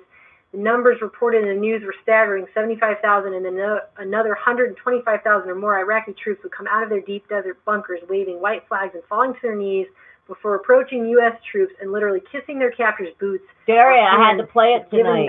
This was like wow to me Why would today. 8-year veterans in Middle Eastern warfare behave this way? Simple. They were subjected to a technology that was so extreme and incomprehensible, they were suddenly reduced to the level of compliant children and felt grateful to still be alive in the wake of their mind-wrenching experience. And that's, of course, a theater where obviously propaganda was legal because it was a conventional theater of war. But if we're having unconventional war and if propaganda is legal even on the home front, you can imagine the possibilities. Who knows what they're actually doing, except we do have clues. Which we do have unconventional war. We have that right now. I mean, we have undeclared drone wars. We have all kinds of stuff going on. And now we have this mentioned back in 91 where they're talking about using silent subliminals or high-frequency silent sounds underneath broadcasts that they were giving. They took over an Iraqi station. They covered up the transmission of an Iraqi station on the same frequency and put out their own frequency. And it says, according to statements made by captured and deserting Iraqi soldiers, the most devastating and demoralizing programming was the first known military use of this subliminal messages. Daria, I got something about music and the notes. Subliminals. I want to play that tonight or tomorrow. Programmed by psyop psychologists that were clearly perceived by the subconscious minds of the Iraqi soldiers. These guys are good. Completely demoralized them and instilled a perpetual feeling of fear and hopelessness in their minds. It's pretty incredible stuff. I would submit that we need to think about how we in this country are perpetually told to be afraid. Well, this document again came out 2 months before 9/11. Yeah, this document. But after 9/11, let's think about what happened in the InfoNet Psy warfare arena. Remember Never Forget? Remember how that was literally everywhere after this was over? It was, we will never forget, never forget. It just was grilled into us, never forget. And that was after weeks on end of 24/7 news programming having to do with 9/11 terror attacks. And what are we seeing today? Well, just recently when we saw the Boston bombing, we saw that every terror attack ever was brought up around that event, wasn't it? Well, I don't want to get into MK Ultra too much right now. We'll cover it later. But they practice trauma-based mind control, and they're very arguably doing this on the mass scale through the 9/11 event. I would certainly argue that. And they try to resurrect the trauma of 9/11 and other terror attacks anytime it suits their need or anytime they need to hype up other terror attacks like the Boston Marathon bombing. Exactly. I mean, look at some of these headlines that came out when the Boston Marathon happened. The Boston bomb reminds us that we're not safe. Boston bombing reminder that liberty carries a price. Mayor Bloomberg after Boston bombings. Interpretation of Constitution. Much change. I pulled it up. I'll check it out. At the same time, we also had plant explodes near Waco. False alert in Oklahoma City. I mean, every major place was touched upon. Plus, they magically found a plane part from 9/11 in New York City right after the Boston bombing. I mean, what are the odds of that? It's propaganda. It's totally propaganda. What do we have going on now? Well, Keith Alexander was heckled by hackers because of all the stuff that's going on with the NSA leaks at the Black Hat Hackers Conference. He was heckled, and many have pointed out the fact that that happened. We've got people on a mass scale saying freedom, and we don't trust you. You lied to Congress. You know, we have general unrest within the people. And what immediately preceded that? Well, we had terror threat that caused 19 embassy closures, global travel alerts similar to what intelligence agencies saw before 9/11, say top lawmakers. When they didn't see it coming, but should have, because they were being warned repeatedly by other intelligence agencies. Quite ironic, considering Keith Alexander's speech at this conference included a PowerPoint which basically said "never again." I think he used, which is basically a call upon the never. Well, he and other people in Congress are trying to insist that the NSA isn't spying on Americans, yet it's protecting us from terror attacks. But think about how every time something major happens, or even if something major doesn't happen, we suddenly have this recall to 9/11. Never forget, never forget. They're branding it into our minds and reminding us over and over that we can never forget that, and that that is the cause for us to give up our safety. We can never, never, never, never, never forget. Always remember 9/11. Never, never forget. And it's just ingrained in people now. I mean, somebody made this graphic that says, "Forget 9/11 no more than I would forget my own name." So there you go. And if you type in "never forget" in an image search engine, you will find that this is what it's tied to. It's tied to this. And if you live through the 9/11 events through the television, you won't ever forget, because those images are sunk very deeply into your mind. Very deeply. So we've got that going on. We've got I watched that live. all this other stuff that's mentioned here. What slide are we on next? My husband and I were first start dating. He spent the night. He left for work. Microwave, at 8:30, something like that. 8 o'clock. Heating, high power requirements, surface effects, brain interactions of low frequency modulation. There are large, voluminous lists of the research that our government has done having to do with microwaves and being able to control brain interactions. And what he said about MKUltra, go ahead and look that up too, because it definitely plays a role here. But they know what they're doing when they're talking about this. This stuff exists, and one way of using it is as a giant cattle prod, a high-tech cattle prod. Basically. Effects of low-power microwaves, behavioral performance decrements, seizures, gross alteration in brain function, 30 to 100% increases in brain blood flow, and lethality, interactions between low-power microwaves and brain function. Often fingerprintless bioarchipelago, bacteriological, viruses, prions, parasites, fungi, carcinogens, toxins, hormones, regulators, fatal to disabling, short to long time scales, anti-flora, fauna, functional, direct and undetectable, binary, natural, genomic, and biohacking. Biohacking, we just talked about that earlier with DARPA. In fact, DARPA is involved in a whole lot of the stuff that's going on here. I told you this was an asymmetrical, unconventional war. You see all these things that people are concerned about being in their food, air, water, and they're there, and they're admitting that they're basically weapons available to war. And they're genetically modifying us and our environment with that. Some interesting Vineyard BW possibilities. Biowar possibilities. Aflatoxin, natural parts per billion carcinogen, airborne varieties of Ebola. That's, again, Charles Arnson was basically talking about doing that. Let's see. Binary agents distributed via imported products. You're talking about high-tech smallpox blankets. Basically, yeah. It's basically high-tech smallpox blankets like we gave the Indians back in the day. Binary agents distributed via imported products such as vitamin, clothing, and food. Genomically individual/societal targeted pathogens. Genomically targeted pathogens. These are expectations for warfare in the year 2025. Long-term fingerprintless campaign as exposed to shock and awe biowar. As opposed to shock. So they can do it big in your face, explosions at the Iraq War. They can do it subtly and not even tell you what's going on. All right, this one really creeps both of us out a lot. Do you want to read this one? It discusses an existing, and that is tested and existing, Darian. biocomative, something, a biological agent to presumably calm down populations. Check out this show on your own. Here's the link again. Make them docile, to make them stand down, what have you.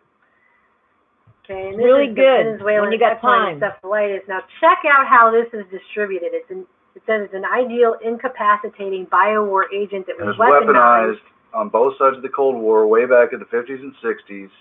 And then it's easily transmitted via aerosol. So how's that for you, chemtrail conspiracy theory? Yeah, how would they easily transmit via aerosol a calmative biowar agent to a large group? Well, a plane sounds about. Are we in a war that wasn't declared? Are we being bio-calmed at the same time we're terrorized through our television? Bye-bye. No, chemtrails don't exist. That's just atmospheric conditions. Oh, I forgot. Let's move on. That's what my dad would say. Highly infectious, low fatality rate.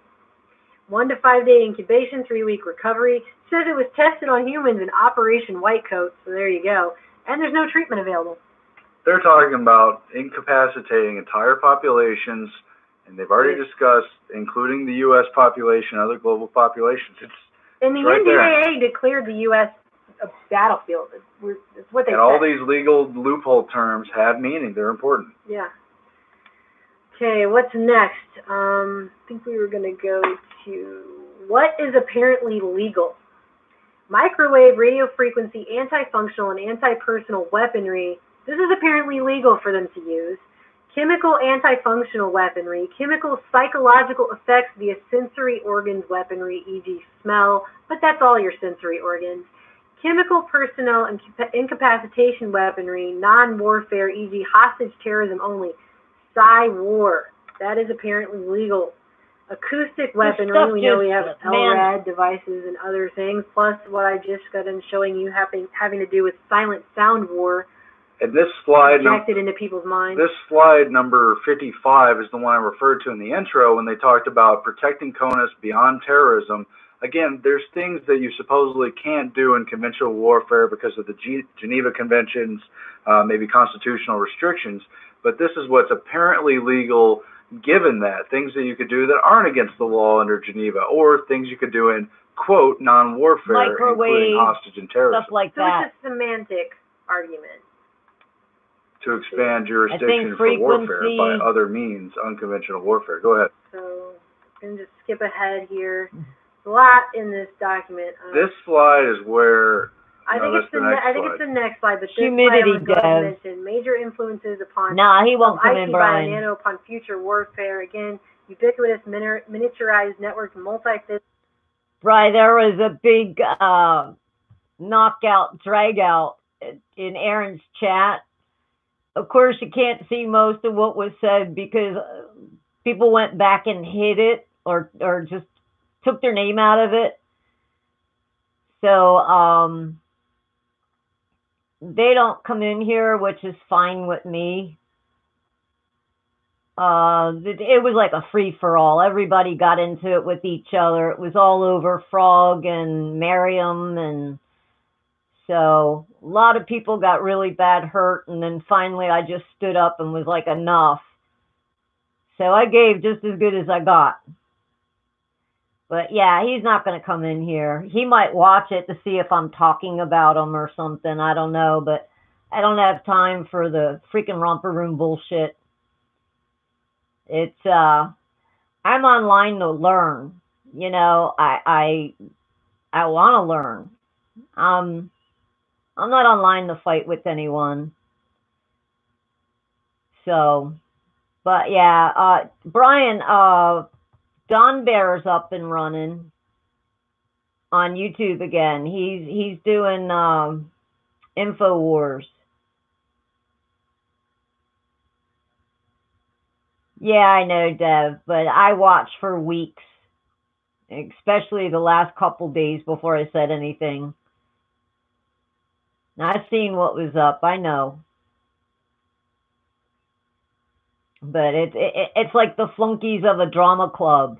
Oh, look at me, look at me. Oh, I'm going to use a little emoji. Ew, I'm crying. Ooh, I'm depressed. Get a fucking life. You won't be depressed. Really simple. Yeah, Dev.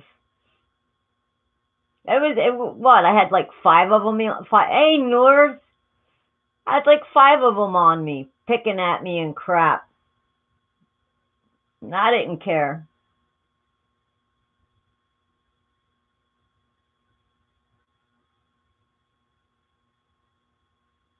No, not in this instance. Brian, I've seen some stuff I really didn't care for. I don't want to offer my friendship. My friends aren't... When I pick up the phone and I talk to North or I talk to Dev, what we talk about, that's between us. And it shouldn't... If I want it out there in a chat room, I'd put it out there myself. So there's this very fine... It's like a friendship clause. You know what I mean? You don't go gossiping about what somebody says to you. You just don't do it. And it's not up to you that you just have to tell another person. Okay, when you're confided in, then you have to keep.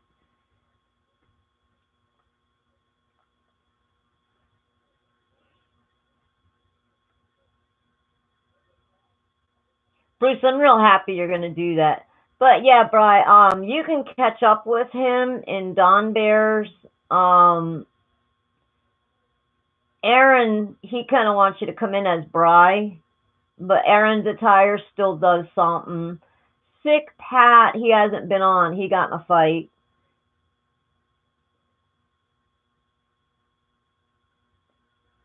Yeah, well, but Brian, I misjudged you too.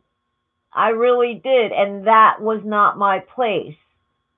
And I apologized. I was mortified. I apologized, you know.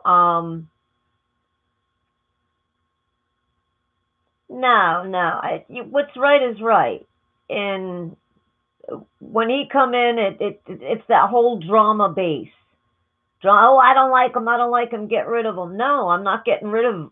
I wasn't getting rid of you. You came in here, you brought good content. You didn't disrupt the whole chat room or anything like that. And that's why I said I'm not making a choice. You did nothing here. So, but I mean it did work out. I was, thankfully, but man, you did. He just freaking reamed you for a couple weeks, man. But hopefully, it's little stuff like it's pediddle stuff. So, but I did, man. I sucked it down. I apologized. I did the right thing. And the only thing that's really left is me talking to myself in that chat room that night. So, and I could have went back and I could have erased it, but no, I did it. I owned it. There's nothing for me to erase. And yeah, I can get pretty down and dirty. When you get people personally attacking you, it's not cool.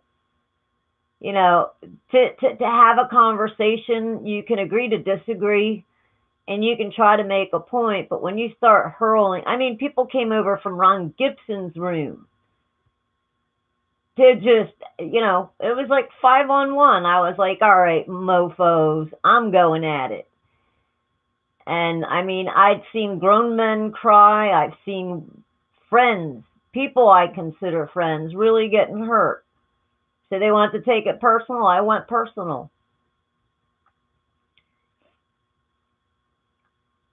Yeah, well, the sad thing is, North, the other night, something was starting to get a little cooked up, and Belle has me blocked.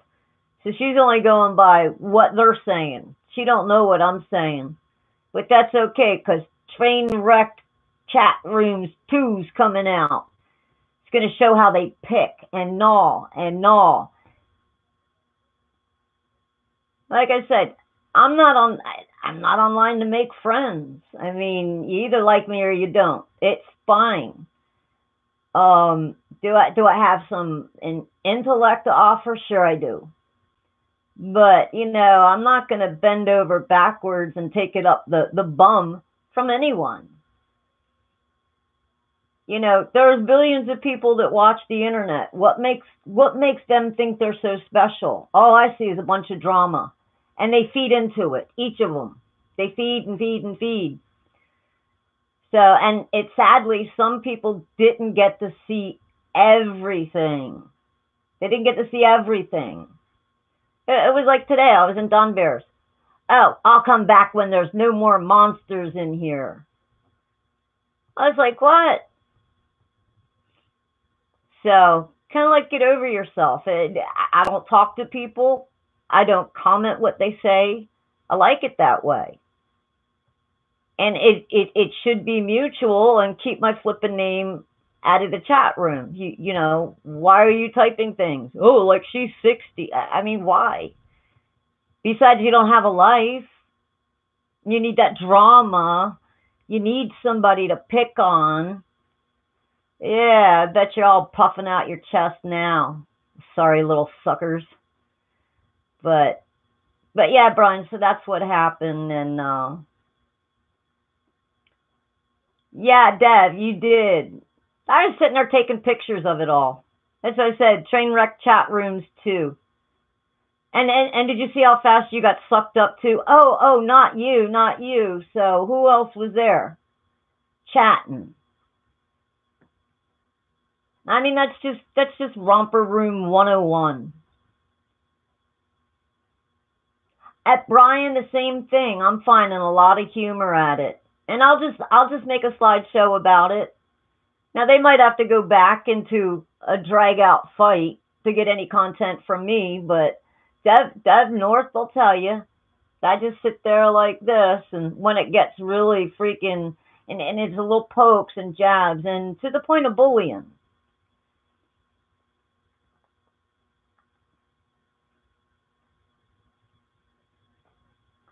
Yeah, and Dev, I think I said that to you today. I said you got to find the humor in it, you know.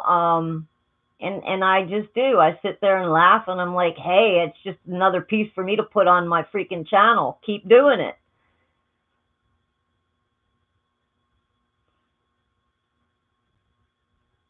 Yeah. So the thing is, I mean, like I said, nobody wants to go online and be somebody's freaking punching bag because I don't know, they got a screwed up life too. But that ain't gonna help you any. So, yep, shits and giggles.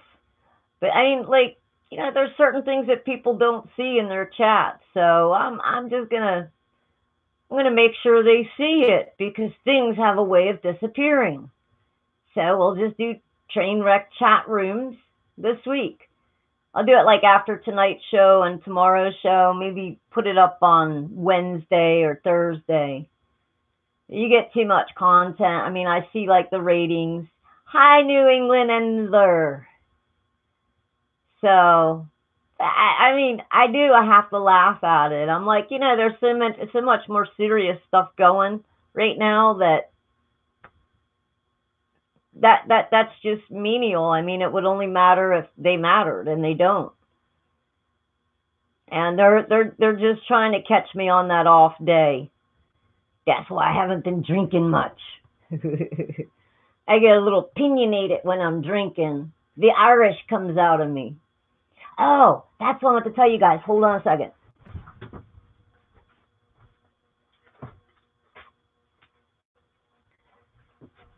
My sister got a DNA test for Christmas, and she had her DNA done, which I don't agree with. But come to find out, here's what I am. I'm 39.2% English, 36.1% Greek. There goes my Greek and sneakers jokes. Well, maybe that wouldn't be a hate crime because I'm Greek now. 20.8% Irish, Scottish, and Welsh. I'm 2.33 Balkan and 1.6 Italian. So besides I'm a person of the world. No, I'm a mutt. But so yeah, my sister got the test for Christmas, and she went and sent me the results. Well, that's true too, Brian. But there's parents of parents and grandparents and great parents, and basically I'm from the Europe area. So somebody fell off the boat here in America. But yeah, how about that? I had an ex, and he used to say, "You're Irish." He says, "I know you're Irish." He says, "I've never seen anybody that would freaking just go up to somebody after." I mean, I've had drinks dumped over my head, and I've knocked out 6'1", 180-pound men with one shot. He's like, "You're Irish." He kept me from going to jail quite a few times, and he was really Irish. I think he was like full Irish. But yeah. Well, I thought I was something else with the last name, and my sister had said that. But then she came back with this. And oddly enough, you know, they said everybody has native in them. Everybody has some. Not me. Nope. Everything but. So, Amish, cool. Yeah, well, we thought we were German, and we weren't. The last thing was like 3/4 English, an eighth Italian, and something else. I didn't even know what Balkan was. I was like, what the heck is Balkan?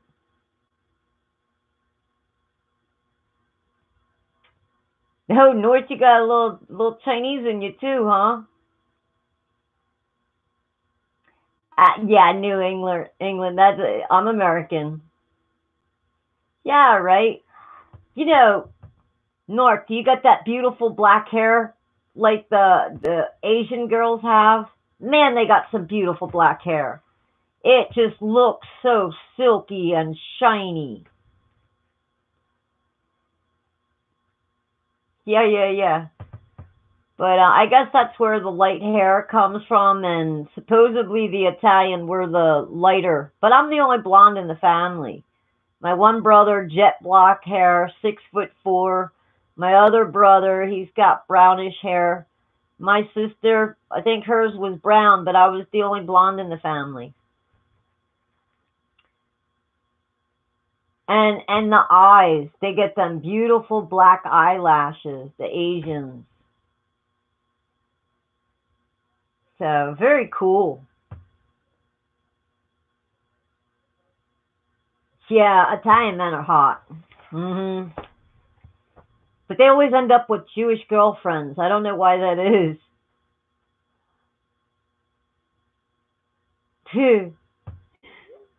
Let's get this show on the road here. Hyperspectral sensors, robotics in the large, InfoNet warfare. So check this one out. This one really upset me the first time I read it. It upsets me every time I read it. Increasingly critical human limitations and downsides.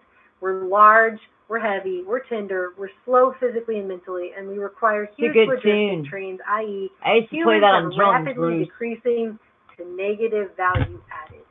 And that's where the rubber meets the road, folks. That's why they're willing to dispense with you. That's why human life has become cheap. And that's why they're considering warfare on such a grand and all-encompassing full-spectrum scale. And it's devastating. It's telling us that we are to be eradicated, we're scheduled to be eradicated, and that basically our value has evaporated. It's been outmoded. We've been offshored. It's just horrifying. So there you go. They're straight up saying it. We have decreasing to negative value in this technological age. It's a game changer, and they pretty much said all the chips are on the table, as I said before. The whole global population's in play because they're saying I would have warned her not to do it. This is a big deal. Now we've got emerging characteristics of robotic systems, from expert systems towards AI and beyond, much more reactive than humans, greatly increased tempo, greatly improved hyperspectral sensors, data fusion, improved accuracy, lethality. It says redefines risk, minimal casualties, salutes CNN syndrome. Let me talk a little bit about that. Oh yeah, that's coming up in slides, but CNN, as I mentioned, was the first cable news network, and it really changed everything, particularly because it was being carried on satellite to foreign countries. It was privately owned. It was very glossy. It was very approachable. People were gripped by it. They were interested in it. It does that telescoping effect of bringing you right to the plane of action. You instantly empathize with the global news event that's going on. And then you've got it 24 hours a day now. All right, let's move on to, I think we'll go here. Non-explosive warfare, IWIO, information warfare. Cyber in the large, it says. Anti-functionals, microwave weapons, chemical weapons, bioweapons, micro-mechanical weapons, anti-personnel, microwave, and radio frequency, micro-mechanical. Cyber in the large. That means everywhere. That means global. And again, this is, you're either going to conform and join this Borg system and integrate your thoughts and ultimately have no original thoughts, or you will be targeted. And we've got a number of weapons at our disposal. That's the message here. This is propaganda on a whole new level. Throw everything out the window you ever thought about propaganda before, and that's what they're talking about here. Natural warfare, quote unquote. Sensors utilize in situ plants, animals, insects, as sensor platforms, instruments to indicate presence, movement, characteristics. Weapons/munitions utilize animals such as urban rats, insects as delivery systems. Isn't it New York that's getting infested with rats right now? Utilizing anybody hear about that? To explosive, destructive capability, offshore methane hydrate dams, etc. I read something earlier about in another government document having to do with exploding methane, underground methane compartments to create tsunamis as a makes me think about, I don't know, we've seen 3 examples with insects used in practicality. Number one, there were reports that anti-war protests going on in Washington, D.C. were being spied upon by flying dragonfly robotic creatures that actually were spying on them but looked like real insects. Number two, actual biological creatures, but genetically modified. We saw Bill Gates saying he's going to fight malaria by making the mosquitoes flying syringes. And an entirely different concept of genetically modified mosquitoes has already been deployed in Florida to help eradicate mosquitoes because 11 or 21 dengue fever or something. Well, they're injecting them with a sterilizing agent that's supposed to kill off the mosquito populations, which in turn could carry disease. Right, and we've seen some of that also going on where they're trying to sterilize rats in New York. I think it was the New York City subways, one of the major northeastern transportation hubs. I think New York was also, I just read an article about how they're sterilizing deer populations now. And just, I mean, that's so people can't hunt for their own food. Why do you want to sterilize deer? Right? It makes no sense. Anyway. Well, that follows in the footsteps of sterilizing the possums, which is a different species of possum than we have here in Australia and New Zealand, where they're considered epidemic. But it works on any mammal, any marsupial. All they got to do is allow each hunter one more deer that year. They'll take care of the population problem.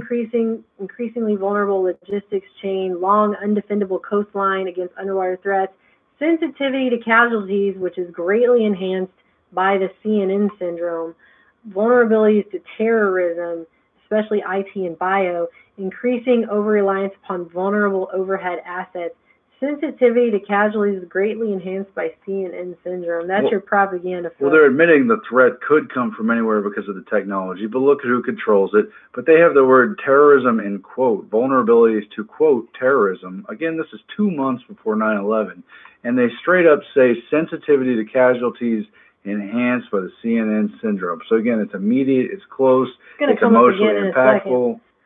Off-board sensors, networks everywhere on everything. This just sounds like a dystopic nightmare of any horrible science fiction movie something ever. That's part of this, but hasn't been explicitly detailed, even though it's NASA, is that they want to militarize outer space, or immediately surrounding the globe. That's something again that's in the Project for a New American Century document with Dick Cheney and other leading neocons, Paul Wolfowitz, about militarizing space, and they want to quote own the weather and own space as a militaristic zone. Well, they're certainly doing that now with the geoengineering programs that they keep calling for. They keep saying we're not doing it, but then you actually see Bill Gates funding programs of geoengineering that are going on.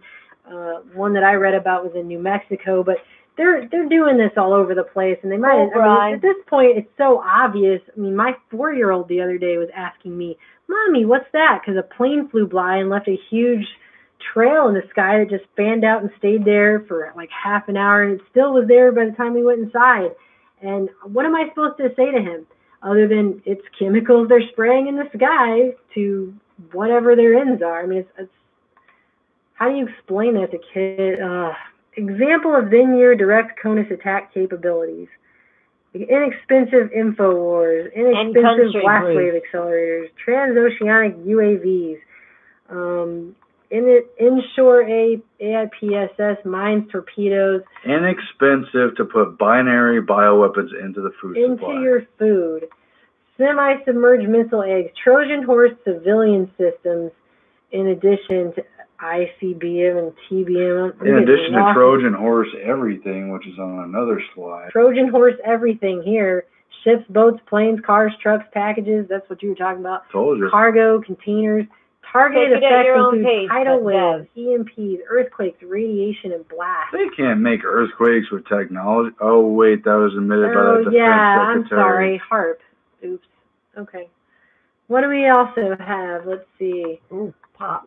Sorry, guys. I told you it's a long document. And then there is Nano. Yay. After you've been through all this, you then have to factor in Nano. Oh, woohoo.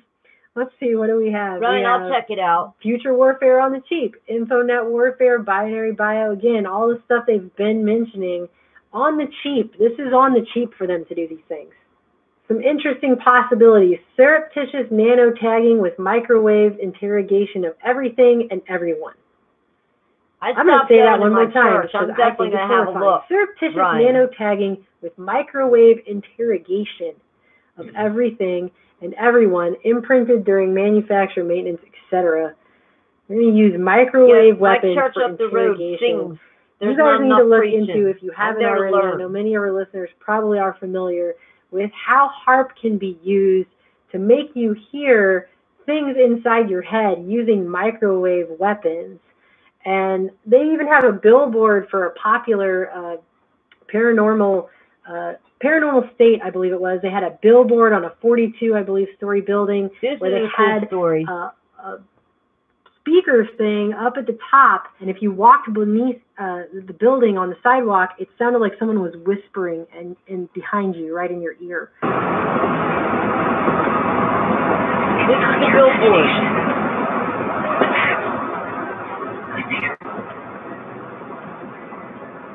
It's not your imagination.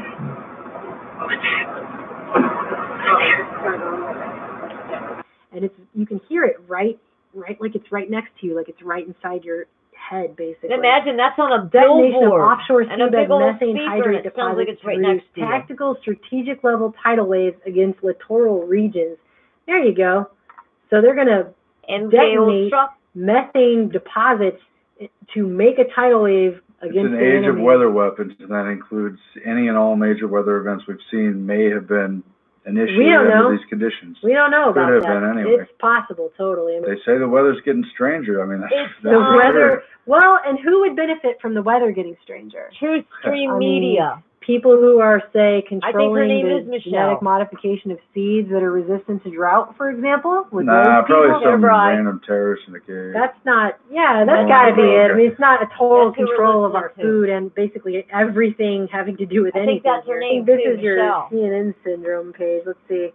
Exploit CNN syndrome. Well, there you go. They're going to sink carriers via swarm attacks, capture, torture Americans in living color on prime time. And just show that to you 24/7.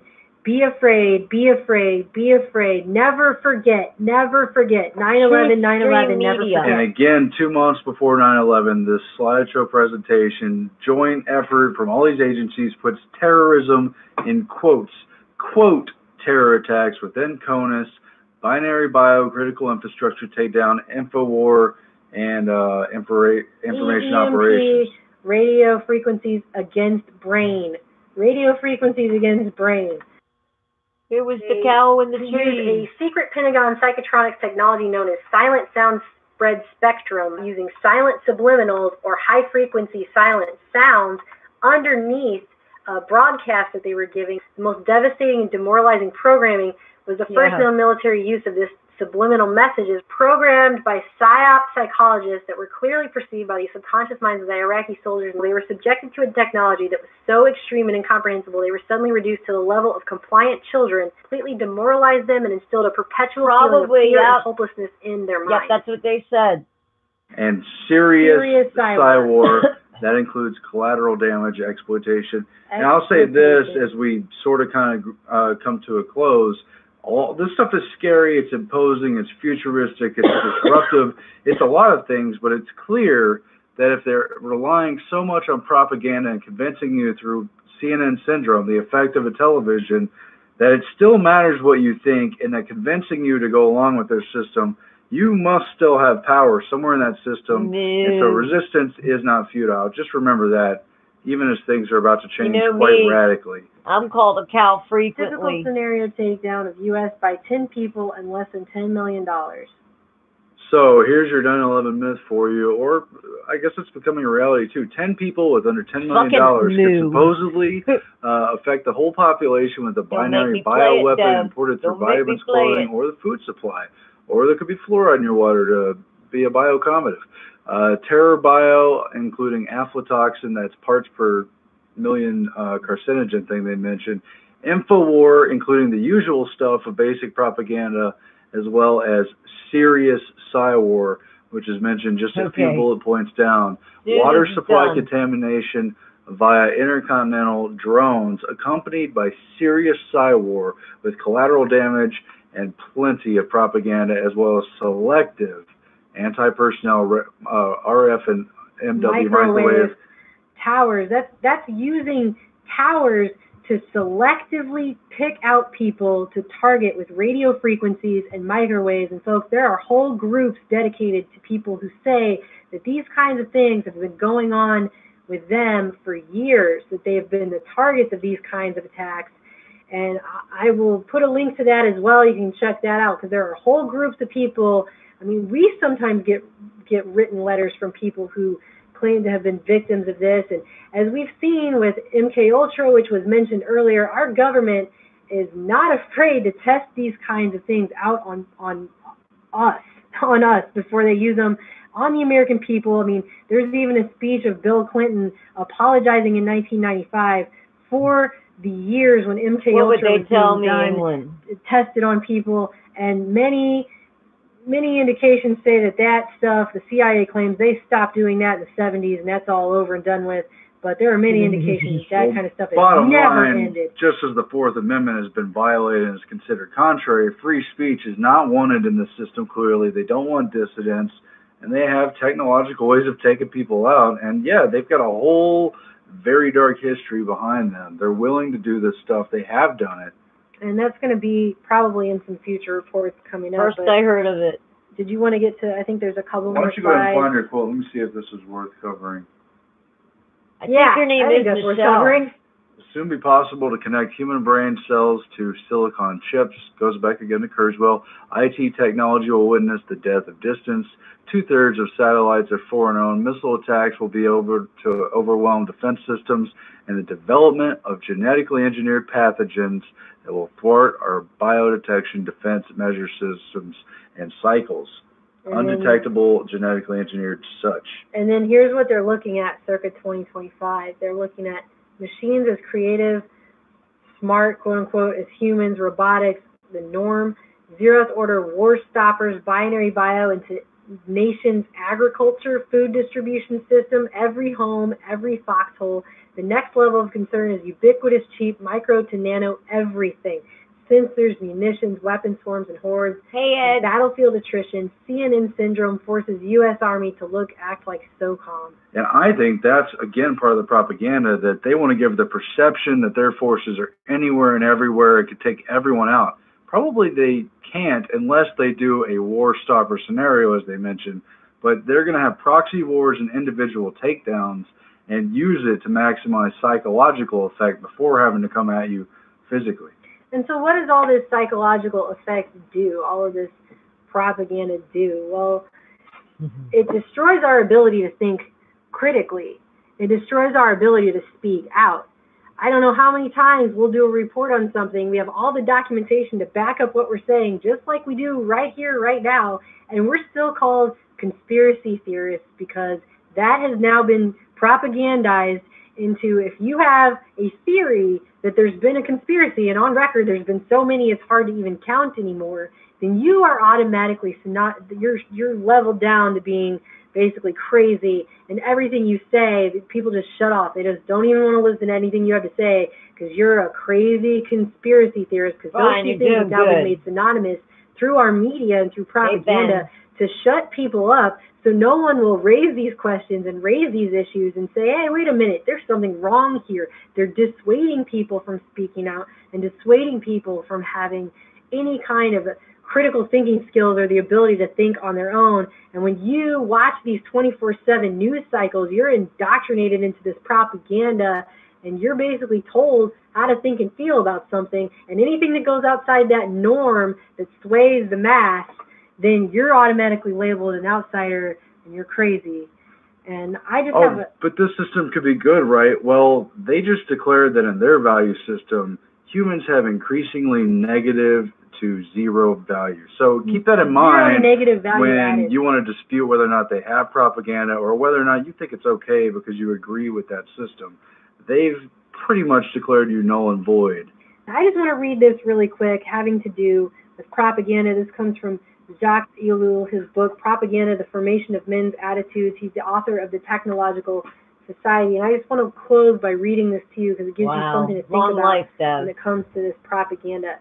He says, all this obviously leads to the elimination of personal judgment, which takes place as soon as the individual accepts public opinion as his own.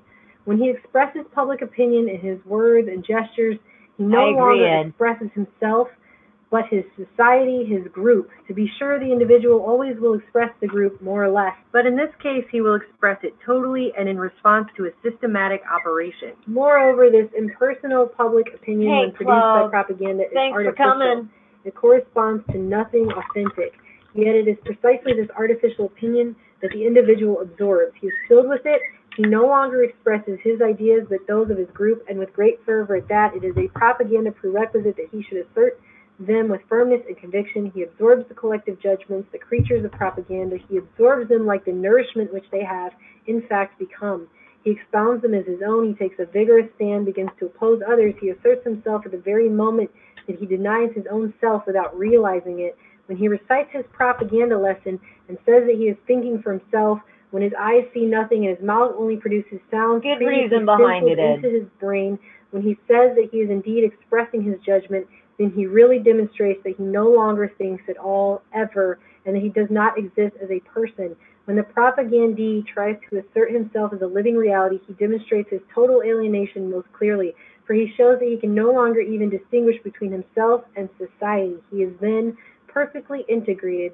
He is the social group. There is nothing in him not of the group. He is nothing except what propaganda has taught him. He is merely a channel that ingests the truths of propaganda and dispenses them with the conviction that is the result of his absence as a person. He cannot take a single step back to look at events under such conditions. There can be no distance of any kind between him and the propaganda. And he goes on to say, this mechanism of alienation generally corresponds either to projection into and identification with a hero and leader or to a fusion with the mass. And that quote perfectly sums up what we've been talking about here.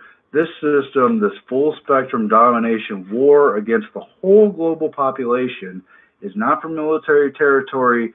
It is for a complete absorption. You will acquiesce, you will insert yourself into the system. You will become part of the mass. Or you will be a target. When you turn on the television now and you see political events matching up with each other of something happens and then suddenly there's a terrorist attack and never forget 9/11. Just remember not to immediately give into the fear and realize these are the same people that are coming up with phrases like CNN syndrome and their exploitation of such events. Yeah, look up the Brookings Institute definition.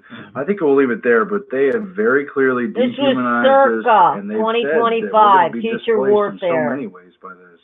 And it's something to think about. Don't give in to the fear. Every time you turn on the television, think critically. It's a skill that's being lost. Thanks. Those guys were good. Okay, and for Dev, because we brought up the whole cow thing, and we know what that means, we're going to do it. Yeah. Moo. Okay?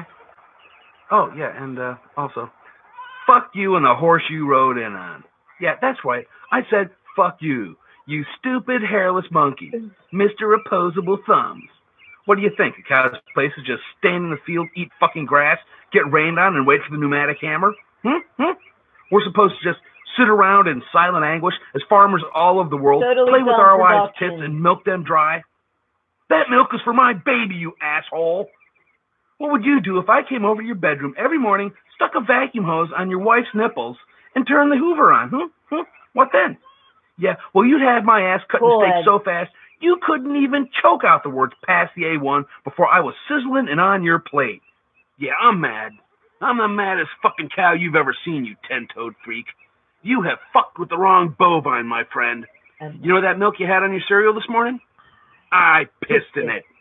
Pasteurize that, bitch. I'm not even going to tell you what I did to the sour cream. But just think about it next time you're having that baked potato with your steak, okay? And another thing. I'm only 3.5 years old. Deb, I dropped the link for that for you. That's the only thing I could think of that night. I was like, oh, dang, man, I know this. It's a Totally Tom production. I said, man, I know this funny thing. Oh, Bruce. Come on, I like my chocolate milk now. About every 3 months, I get a half a gallon of chocolate milk, and I'm the only one that drinks it in the house. I freaking chug it. Well, not the whole thing, but it takes me about maybe 2 days, and I drink that whole half a gallon of chocolate milk. So, what else do I got for you? I got... Let's check out the bookmark. Well, I don't know how much time that one is. There's How Modern Reality is Being Manufactured, or The Secret Power Music Holds Over You. It's by the same people. Which one do you want to hear? Yeah, Ben, I like my chocolate milk now. It's a treat. I mean, I do try to drink milk. You know, I drink probably a gallon a week or something. I do love my milk. But the chocolate milk, I mean, I got the Hershey stuff, but I got to get it in that gallon, and woo. Ed, he's healing. He's still got 2 fingers taped together. But he's healing. And his aunt tells him the other guys ain't doing so good. That one guy, his whole leg blew up where he stabbed him in the leg with a pen. When I get out to the store, I couldn't go out this week. The car wouldn't start, and I only go on Thursdays. I do all my running around. I got to get up and get my mail from my P.O. box now. And Ben, Gus is sending off to me. He got 3 of the Dutch coins, and he said send you one and send Don one. So he was able to do that.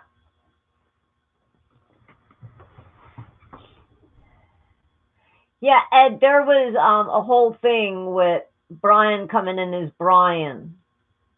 He kind of apologized to everyone, and not that he's done anything in my room. Yeah, it's just one, I don't know. One might be like 19, I don't know. I want to say something like 1916 or something like that. I'll send you the oldest because you're an avid collector. So they all got different dates on them. But I know you collect, Ben, so...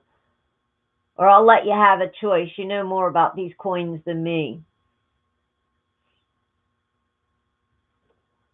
Yeah, Ed, and I haven't even watched Danny B. It's like a Pat thing, you know, Donnie B and Rush. Yeah, Ben, I'm going to send it where you got to sign a card for it. So let me know what days you're usually at your house. And then, because in that way I'll know that you got it. I mean, God forbid if it gets lost, I should probably insure it as well. You know what I mean? It's not like I'm sure you can go somewhere and buy it, but yeah, no, don't worry about me. Take care of Don. I'm good. I'm hoping to get a different vehicle. Yeah, we gotta get Ben. We gotta get Don's computer done. So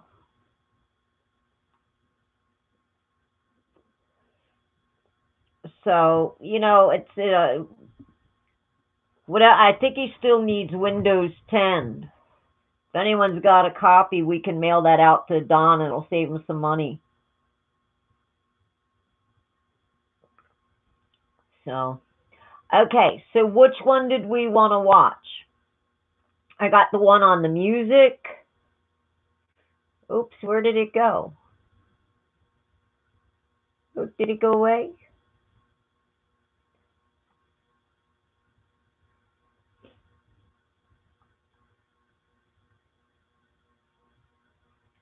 So it's going to be either how modern reality is being manufactured or the secret. I say we go with the secret power music holds over you.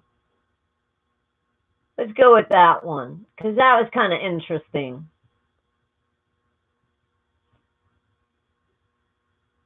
The universe is extremely willing to play with you if you will play with it. Behind every... Yeah, this is 25 minutes. How is it that music can evoke passion and so delicately hold sway over our moods and even thoughts? Aristotle reportedly said, music directly imitates the passions or states of the soul. Hence, when one listens to music that imitates certain passion, he becomes imbued with the same passion. In short, if one listens to the wrong kind of music, he will become the wrong kind of person. But conversely, if he listens to the right kind of music, he'll tend to become the right kind of person. This is When is music just great and passionate and a song that speaks to the soul? And when is music being used to manipulate, to manage, to market, and to get everyone in line? It seems that good music just grips you and makes you want to listen to it. And I've always wondered why. It is perhaps no surprise that music can alter mood and emotion, even to the point of mind control. An article in 2012 from the Scientific American, a mainstream publication with general establishment credentials, published The Power of Music, Mind Control by Rhythmic Sound. It reads, you walk into a bar, music is thumping, all heads are bobbing, feet tapping in synchrony. Somehow the rhythmic sound grabs control of the brains of everyone in the room, forcing them to operate simultaneously and perform the same behaviors in synchrony. How is this possible? Is this unconscious mind control by rhythmic sound only driving our bodily motions? Or could it be affecting deeper mental processes? The mystery runs deeper than previously thought. According to psychologist Arnett Schrimmer, rhythmic sound not only coordinates the behavior of people in a group, it also coordinates their thinking. The mental processes of individuals in the group become synchronized. This finding extends to the well-known power of music to tap into brain circuits, controlling emotion and movement to actually control brain circuitry of sensory perception. And this discovery explains how drums unite tribes in ceremony, why armies march to bugle and drum in battle, why worship and ceremonies are infused with song, why speech is rhythmic, punctuated by rhythms of emphasis on particular syllables and words, and perhaps why we dance. And they described a study where they had subjects look at a monitor and they flashed images and they were supposed to call out the ones that were upside down. And while they were doing this, they had a simple 4-beat rhythm playing in the background. It was syncopated and skipped the 4th beat of every measure. And what they found was that the subjects much more quickly identified this inverted image when it was shown in the missing drum beat of the 4-beat rhythm. That's awesome, Dev. I wish I'd have learned to play something in school. Especially compared with when they showed the image randomly or out of sync with the beat, and even on the beat itself, because the anticipation of the skip beat, the conditioning to expect that to happen, caused the brain itself to pay more attention during that part of the rhythm. It was a rhythm of heightened expectation, and they found that the mind, trying to call out these images, had superior performance on the anticipated beat. And they found that the EEG recordings showed the waves of brain activity, both alpha and beta waves, became synchronized around the auditory rhythm. Perception of the external world entering our mind through our eyes is affected by the rhythm of what we hear. In beat with an auditory rhythm, it's not some kind of long drawn out meditation or hypnotic effect. It happens as soon as the brain interacts with music. And it reminded me of a Kurt Vonnegut sci-fi novel published back in 1959, The Sirens of Titan, where he painted an eerie vision of one possible future in which men were so hopelessly debased as to be commanded on Mars of all places by radio-controlled rhythms and behavior modification through punitive shocks. And the passage talks about how the men had marched to the parade ground to the sound of a snare drum. The snare drum had this to say to them: rented a tent, rented a tent, rented a tent, rented a tent, rented a tent. The army had come to attention in utter silence. No audible or visible signal had been given. They'd come to attention as a man, as though through a stupendous coincidence. An observer would have been at loss as to who was really in charge, since even the generals moved like marionettes, keeping time to the idiotic words, rented a tent, rented a tent. And so you could see the rhythm itself is driving and reinforcing the behavior. And Sirens of Titan goes on to talk about the character in this chapter. Says, Unc, a soldier, had just come out of the base hospital where he had been treated for mental illness, and Unc's mind was almost a blank.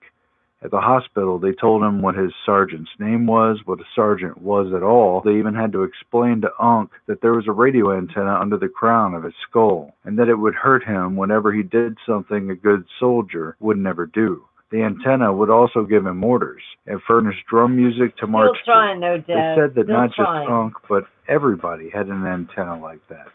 Doctors and nurses and even four-star generals included gave Unc a small sample of the pain his antenna would stick in if he ever did anything wrong.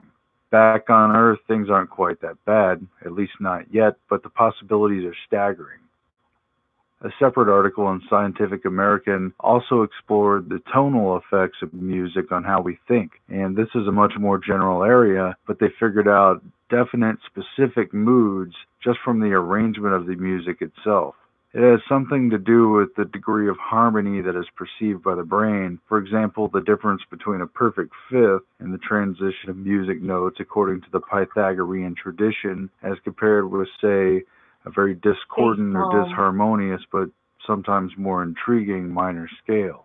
But again, that's all music theory stuff that I don't really fully understand. Nevertheless, it was the ancient Greece figure Pythagoras, better known for his mathematical theorems in geometry, who identified the major musical scales based on identifying the mathematical principle behind harmonics and the length of a vibrating string. Pythagoras considered music to be number and time. He reportedly said number is the ruler of forms and ideas and the cause of gods and demons.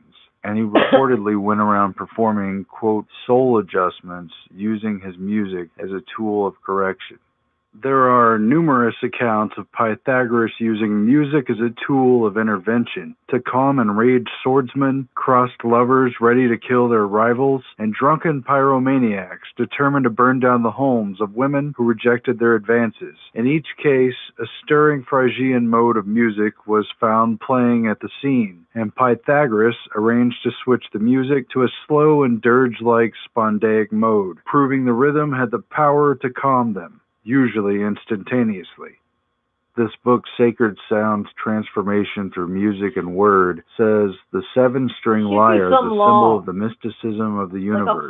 Each string is related to a mood of humanity, to a subtle body, to one of the seven major planets, and to one of the seven planes of life. Each string has reflected within it an aspect of the human soul and the laws of science and art. The lyre has been associated with many ancient masters and myths. Students of Pythagoras were trained in its use. They used it on people who had illnesses, and they restored balance with these tones. In the Bible, in the Old Testament, in 1 Samuel 16, a story is told about how King David got recruited to play for King Saul, who apparently had a demon spirit in him, and he used the lyre to rid the demon. It's off He was during the advised show, to seek Dev. out a man who's a wise player on a harp, and it shall come to pass, and then he shall play with his hand, and thou shalt be well. It says David took a harp and played with his hand, and Saul was refreshed and well, and the evil spirit departed from him. So these were sacred notes on a lyre, on a harp, and the way they were tuned and the way they were played had supernatural effects, the power to heal, I kind of like to breaking cast the away whole arm. demons, to please the Lord, as the Leonard Cohen song says. I've heard there was a secret chord that David played, and it pleased the Lord, but you don't really care for music, do you? It goes like this: the fourth, the fifth, the minor fall, the major lift. Well, the Scientific American article from 2014 discusses how music changes the way you think and encourages Kev literally did a little different frames self-defense of with mind. me, And it where he was, starts like, out twisting basically my talking arm, about the arrangement and I went of back music real fast and and went particular like this. scales that are used. He looked at me. Hum the first two notes of the Simpsons theme He's song. trying to teach me If you're not a self-defense. Simpsons fan, then Maria from West Side Story will also do. This was some good The stuff. music interval you're hearing, the pitch gap between the notes, is known as a tritone, and it's commonly recognized in music theory as one of the most dissonant intervals.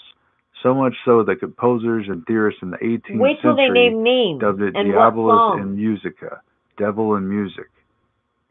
Now hum the first few notes of Twinkle Twinkle Little Star, or if you prefer something with a little more street cred, the I'm Sorry part in Outkast Miss Jackson. This is the perfect fifth. It's one of the most consonant intervals, used in myriad compositions as a vehicle of resolution and harmony. Is it It'll say possible that that. hearing such isolated musical components could change the way you think?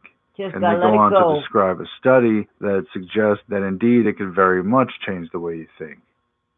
The specific thing they found in the study was what they say is a relatively new theory known as construal level theory, and is the premise of the link between how far things are from people and how abstractly they construe them. The example being a Hawaiian vacation that's in the future and the distance a year away is general. There's basic features. There'll be beach, there'll be a sun, but when it's right upon you, just days away, you've got to pack. There's a detailed list. There's specific things. There's the weather forecast and whatever. A different type of attention in the mind. And the forest, in other words, becomes the trees, they say. But they found that the chord patterns themselves are highly specific to this kind of process because the music's ability to conjure up highly specific mental states is apparent. Tiny, almost immeasurable features in a piece of music have the power to elicit deeply personal and specific patterns of thought and emotion in human listeners. Unfamiliar tonalities, the proverbial auditory forest, cause people to construe things abstractly. But by contrast, Who's she talking about, the rapid, Dev? consonant, familiar chords of the perfect fifth, the auditory trees, bring out the concrete mindset.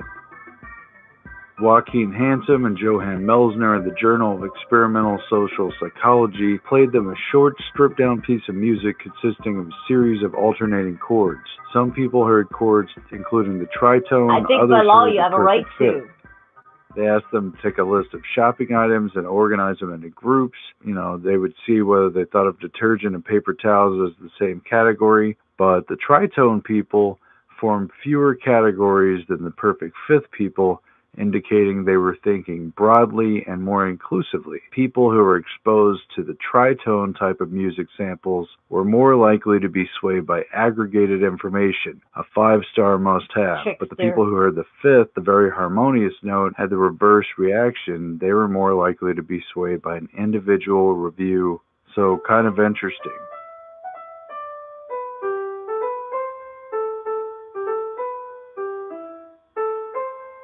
And this book, The Sacred Sounds, Transformation Through Music and Word, it has a list of responses to musical harmonies that have been figured out over the years. I get it. And a lot of these meanings are also symbolic. Me. They've even been used ritualistically, magically, and they talk about how the perfect octave, I think basically the middle C, it has a feeling of rest. There's a union between the male and the female sides. The fifth, which is a G and a C, more worried about feelings of movement and power of new life coming forth, a specific sense of rebirth. Whereas the third, which has an E and a C, awakens compatibility and resonance, and it has a, quote, magical quality to storytelling and embellishment, whatever that means. The fourth has an F and a C, and it announces something new. It specifically hints at an entrance. It awakens feelings of being controlled. It touches at the heart and rings it, but it can make some people feel uneasy. The seventh, which has a B and a C, awakens feelings of distance and the need to resolve things. It creates anticipation and drama and the need for direction. And there's also the minor third with an E flat to a C. It specifically carries sadness and depression and a vagueness of direction and disharmony, and so forth and so on. These modes were all worked out back in the Greece days, back with Pythagoras, and then many of them were picked up again by the church, but several of them were not used very often because either they had a taboo quality to them or they were only appropriate for very specific purposes. And so a lot of stuff ended up just coming out in the basic, major, and minor key.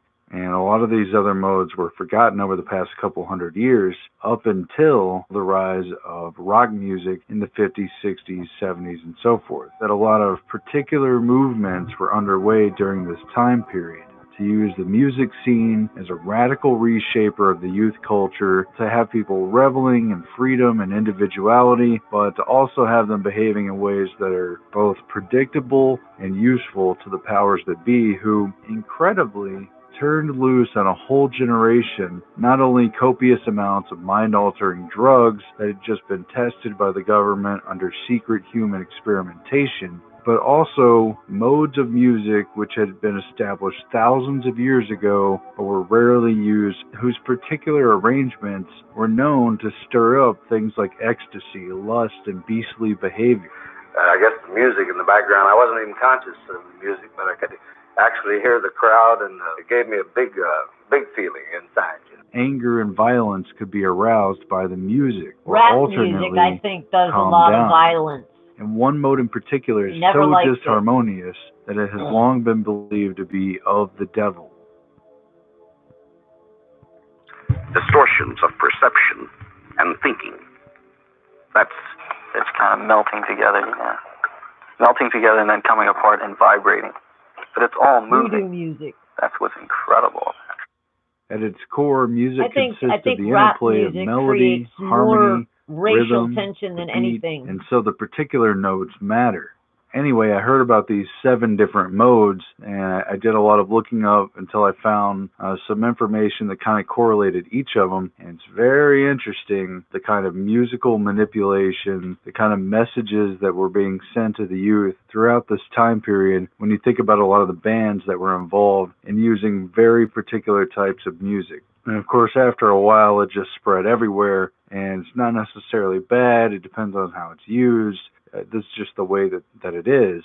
So the first is the Lydian mode. It's a major key, major with raised fourth. And it's known for being fast, frenetic, energetic, woken, attention-getting, and perhaps a bit agitating. It's associated with morning and rising up in the morning, as well as with the Mars magical energy. And the scale's based on all white keys, F, G, A, B, C, D, E, F. And this includes music like the Simpsons theme, the Jetsons themes, very rising and upbeat straight from the beginning. Dreams by Fleetwood Mac, Free Will by Rush, Jane Says by Jane's Addiction, Hog Heaven by Frank Zappa, Here Comes My Girl by Tom Petty, Tonight, Tonight by the Smashing Pumpkins, and plenty of other songs, just a few examples.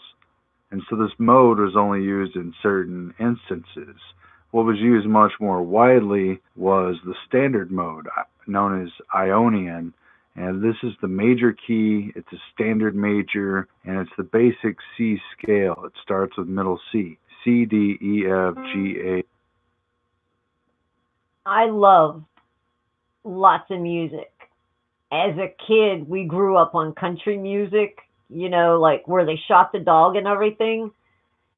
And it seemed a little depressing. But like I said before, once they get their dog back, their truck back, their house back, it became pretty cool. There was a little bit more of a beat.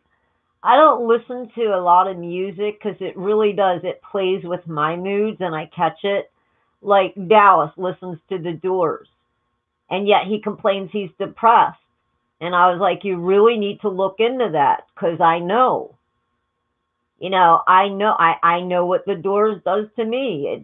It's like sad. You just get in a sad state.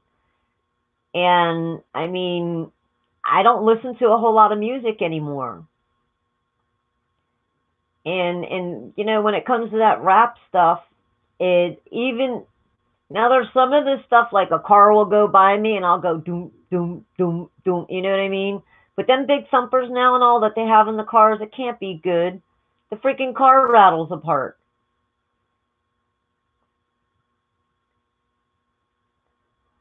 Okay, Bri. But yeah, I mean, there's just certain. Now, I mean, I love The Doors. I bought Jim Morrison's poetry book. You know what I mean? But it really did. It takes you to a sad state. And here they actually did studies on it. So that's pretty wild. You know, and if you go back and you think about the music in the 70s, for one, it was maybe 3 minutes long. You know, and then the 80s and 90s, it got to around 4 minutes. And now, like most, well, at least songs I like, they're like 5 minutes long. So it's one of them things. And I just thought this was kind of interesting. And, you know, the different tunes and whatnot. And just be aware of what you're listening to. Yeah, Ed.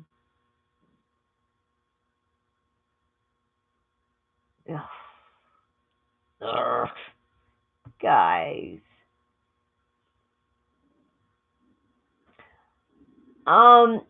It's something that he says, Bri, all the time. So I don't know if you're doing stuff and you got to do it every 20 minutes or something, then you got a problem. So it's just one of them.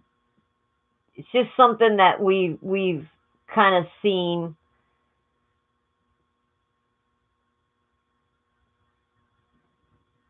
Exactly, Bruce. I'm an addict. I'm a junkie for the dang computer. I can't get enough information. I dip out. I hang out in the chat rooms, but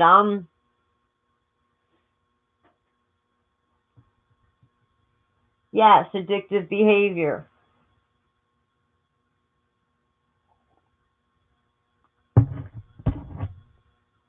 But it's just something that's been observed lately. So, yeah, like I said, I mean, well, I'm addicted to coffee. I'm addicted to cigarettes. And I do spend, I mean, I find shows at night that are maybe 3 hours long, and then I play them. I put everything on automatic. So, I mean, it's like a radio show to listen to, so. But, I mean, addictions come in all sorts. And trust me, I've sat down, I've had a dozen beers. Should have stopped at 2, but, you know, it's just, I'm a thirsty kind of person. Okay, Bri. I agree with her.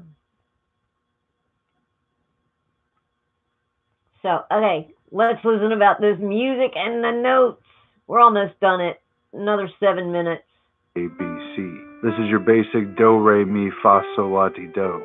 and it has attributes of being very harmonious, of promoting health and friendship, and it's associated with the middle of the day time and the sun's magical and symbolic energy. And some of the staples of this kind of music are Ode to Joy by Beethoven, Let It Be by the Beatles, Jesus Joy of Man's Desiring, some pieces by Bach, pop songs like Brown Eyed Girl by Van Morrison, Beast of Burden by the Rolling Stones, Like a Rolling Stone by Bob Dylan, Call Me Al, Paul Simon, Free Fallin', Tom Petty, and others. So for a long time, that was the kind of music that everything was based on. But then in the explosion of counterculture, you also had these other modes coming out of the woodworks, being revived. And since they have a particular determination on behavior, emotion, attitude, you've got to ask yourself why they were brought out at a particular time and why certain bands use them a lot. A good example of that is the Mixolydian mode, which is also considered a major key. And in ancient Greek terms, this was the Dionysus mode. It was known for inducing ecstasy in listeners and associated with an afternoon Jupiter magical / symbolic energy. And this is also just on the white keys, starting with G, G, A, B, C, D, E, F, G. And this is found in songs like L.A. Woman by The Doors, Norwegian Wood by The Beatles, Ramblin' Man by Allman Brothers, and it's known as Jerry Garcia's signature mode. And in particular, it's found in Grateful Dead songs like Dark Star and Fire on the Mountain. It's also in more recent music, The Pixies, Here Comes Your Man, Jimi Hendrix, Third Stone from the Sun, Blind Melon, No Rain, Neil Young, Cinnamon Girl, The Toadies, Possum Kingdom, and Beatles songs, Dear Prudence, Get Back, I love and that Paperback song, Dear Writer. Prudence. So it's used a lot, and it's not always just one scale per song. I mean, usually there's a change up, like in L.A. Woman, where they shift out of Mixolydian mode for the kind of end of the song part with Mr. Mojo I thought it was Rising, really informative. and then it goes back into that mode. So there's a shift, but when they do it, there's a particular emotion that is brought out by that. Another big one that was brought out, particularly in the counterculture of the 60s and 70s, was a much heavier use of Dorian mode, which is a minor key, and it's very old-timey. In the old days, it was very common. It was folksy, it's often haunting, and it's associated with evening and Saturn symbolic magical energy. And this is a scale that starts with D, E, F, G, A, B, C, D. Starts with D. Some people consider this to be very Pink Floyd-esque.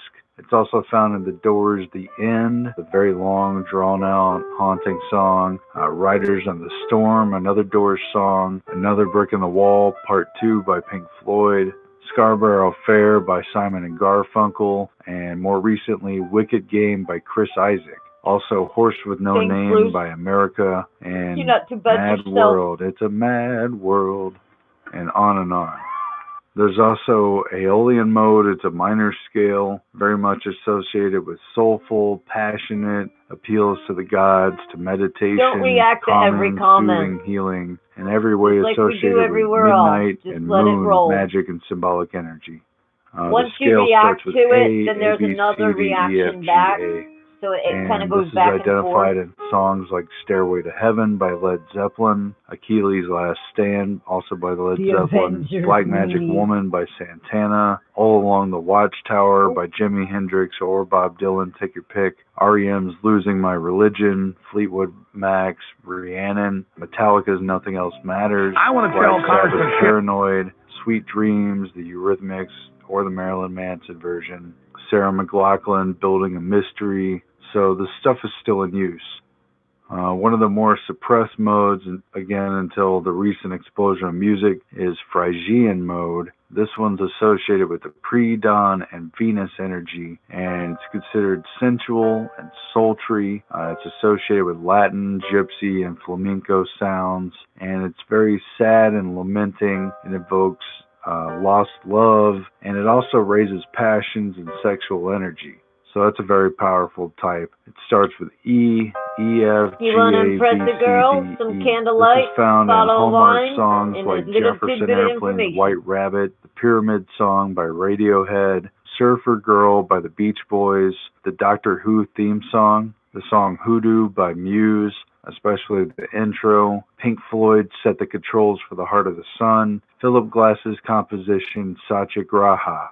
Finally, there's the Locrian mode, which was pretty much banned and suppressed throughout because it's known for being very dissonant, very discordant. And the dissonant tritone, known as a diminished fifth, very much is a controversial kind of music. It's considered that it doesn't stand on its own at all. It's very rarely used in an entire piece, but when it is used, it brings about an accent of disharmony, and it's associated very much in a morning star kind of way with twilight, the time between night and day, and with Mercury magical symbolic energy. The scale starts with a B, B, C, D, E, F, G, A, B. And in medieval times, this was the one that was thought to be of the devil, associated with witchcraft, said to be used to create portals. It's really very rarely used, but there's been a few examples. Metallica and I think Black Sabbath have brought it out just to have that kind of devilish tone to it, probably. Wherever I May Roam by Metallica, and also Enter Sandman used this very rare mode. The band Stroke put out a song called Juicy Juice. This instructor on YouTube discusses why you can never feel at home with Locrian mode. This is Locrian. There's a reason why we don't use Locrian. If you really tried to live with Locrian, you would never feel home. It sounds very off-putting and to some even evil. At any rate, they're aware of what was figured out in the past during the time of Pythagoras and others from the pages of history, and they know that songs have been used not just for a general sense of emotion, but for very specific usages.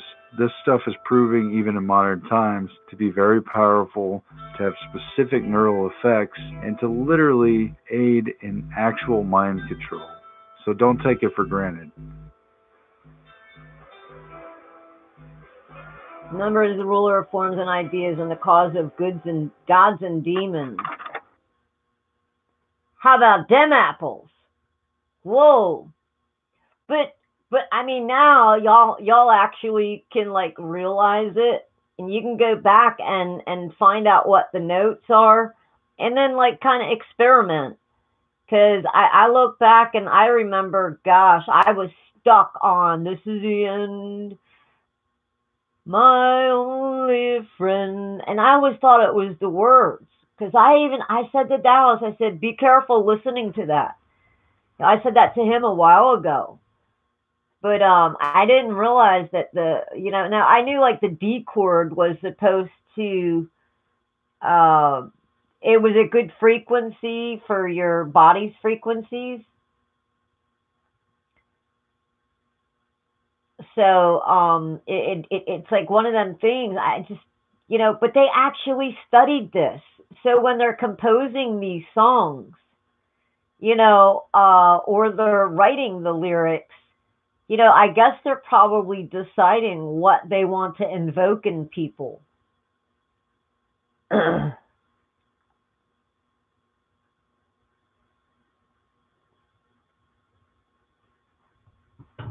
So I just thought it was kind of interesting to throw out there tonight. I hope you guys enjoyed it.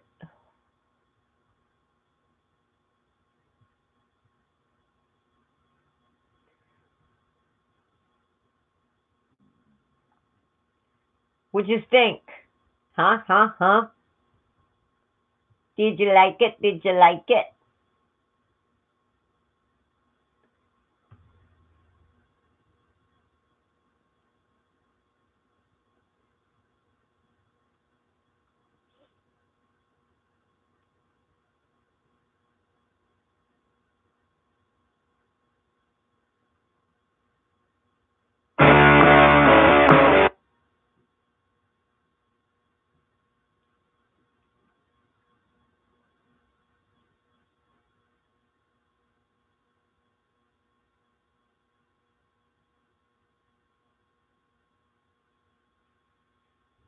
Who?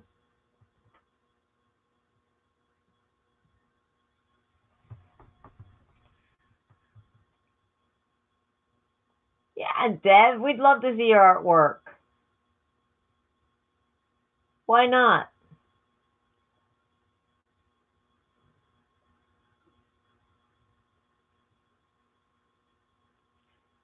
Dev, the people that like you will love it. Trust me.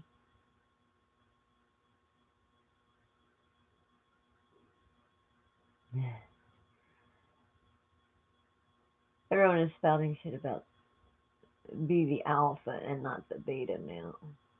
If we were all alphas, there would be no betas, and the alphas would mean nothing. It's just like good and bad, Bruce. Some people like, I've had a rough life, I've had a good life, but if I didn't have all the bad in my life, I wouldn't have been able to know what good was when it came around.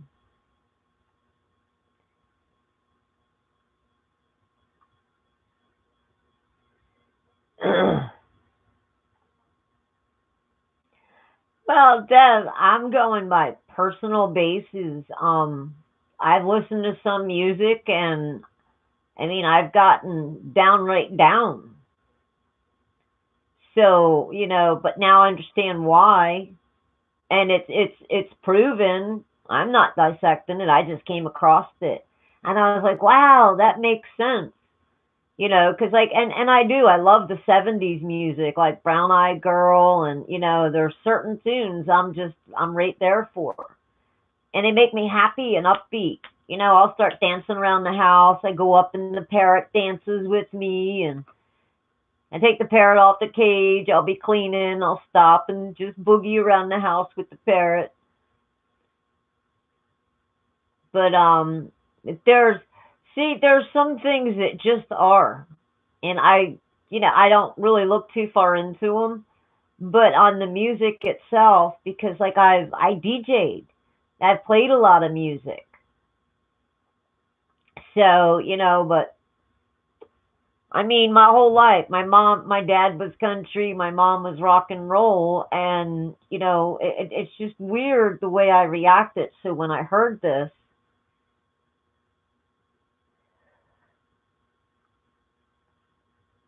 yeah, well, you still got to have the two. You got to have leaders and you got to have followers.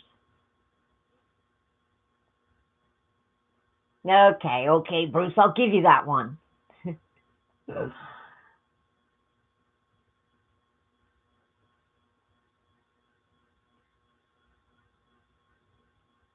Hey, Karen.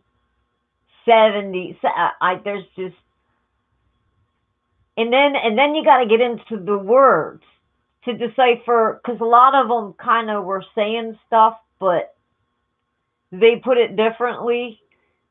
So, like, tie a yellow ribbon was basically about coming home from the war. Like, I never knew that. And then sometimes people tell you, and then, geez, back in the 80s when, who was it? MTV. We thought it was the best thing in the world, and we were just silly teens. We were thinking, so that's what the song means. And then later on in MTV, I mean, I don't know. They just made videos. I don't know if that's actually what they meant. Maybe that's what they want people to think they meant. I don't know. Everything's so screwed up now. Now they have freaking rituals at the Super Bowl, at the Grammys.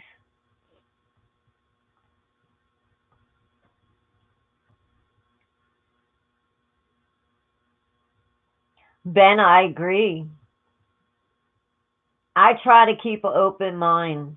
You know, even if I swear I'm right. If somebody debates with me and they got good points, I'm gonna rethink it.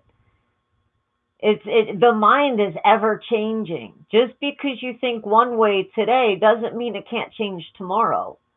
It just means you're growing. It doesn't mean that, you are lying or, I'm constantly, I get into these live chats. I read the chats. Like when Marfugal comes on, I love Marfugal. And I know he has that little thing about the flat earth, but that's on him.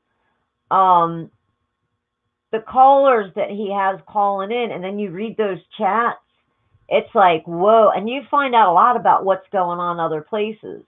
then you dig, then you research it. Dev's had a beer, probably a glass of wine already. Dev, you never drink. I never see you drink. I never see you drink. So you gotta be feeling good. Yeah. And then, there's some things that just I'm not gonna get hot and heavy. It's like with religion. Everyone's personal relationship with God is their personal relationship. And everybody's going to take away something from the Bible. It's just the way it's perceived. Yeah, I like them. But it's I'm not going to ram my views or my personal relationship with God or Jesus down anyone's throat. I mean, it's just not worth the argument. Most of it's not worth the argument for me. But, in the end, I'm still going to have my own opinion about things. And agreeing to disagree is one of the best things in life, because I don't want to get confrontational, or there's just too much out there, and I don't want to eat myself up about it. So I never question. And on that note, here it comes.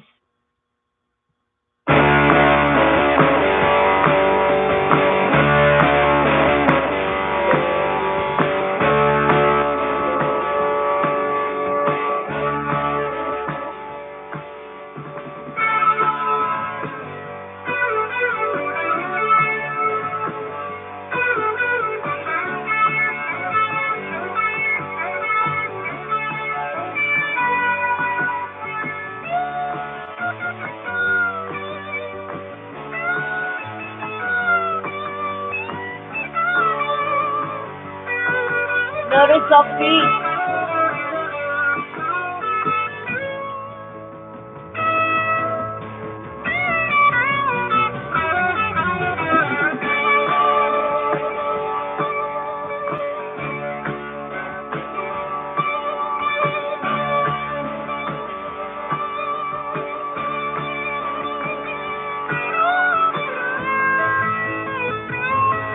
Yes, Bruce. I love ice stuff.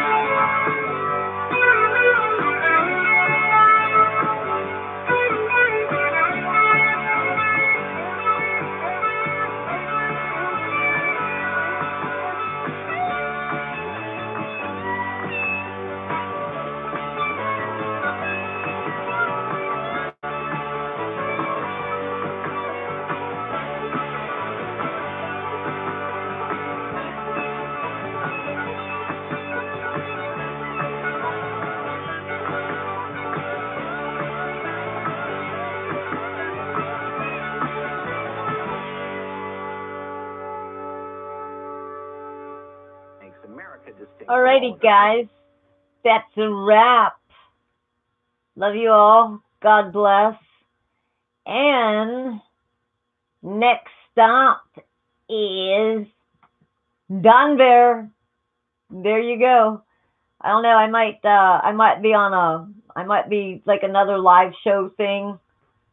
So if Don Bear's still on, I'll let y'all know where you can catch that link. So it's pretty cool. I mean, we had a great thing going last week. I wish it would have been live because there was a lot of stuff being said. You got to like raise your finger like this to talk. So those are Drops rules. I still got to show. I was gonna wait, Bruce, to show the ham radios he sent live. Because I'm waiting for the rest of the deal, but I guess I ought to pretty much do it and thank them online. So, but I was waiting and saying, hey, yeah, this is what I got, and this person is doing that. So good night, everybody. God bless.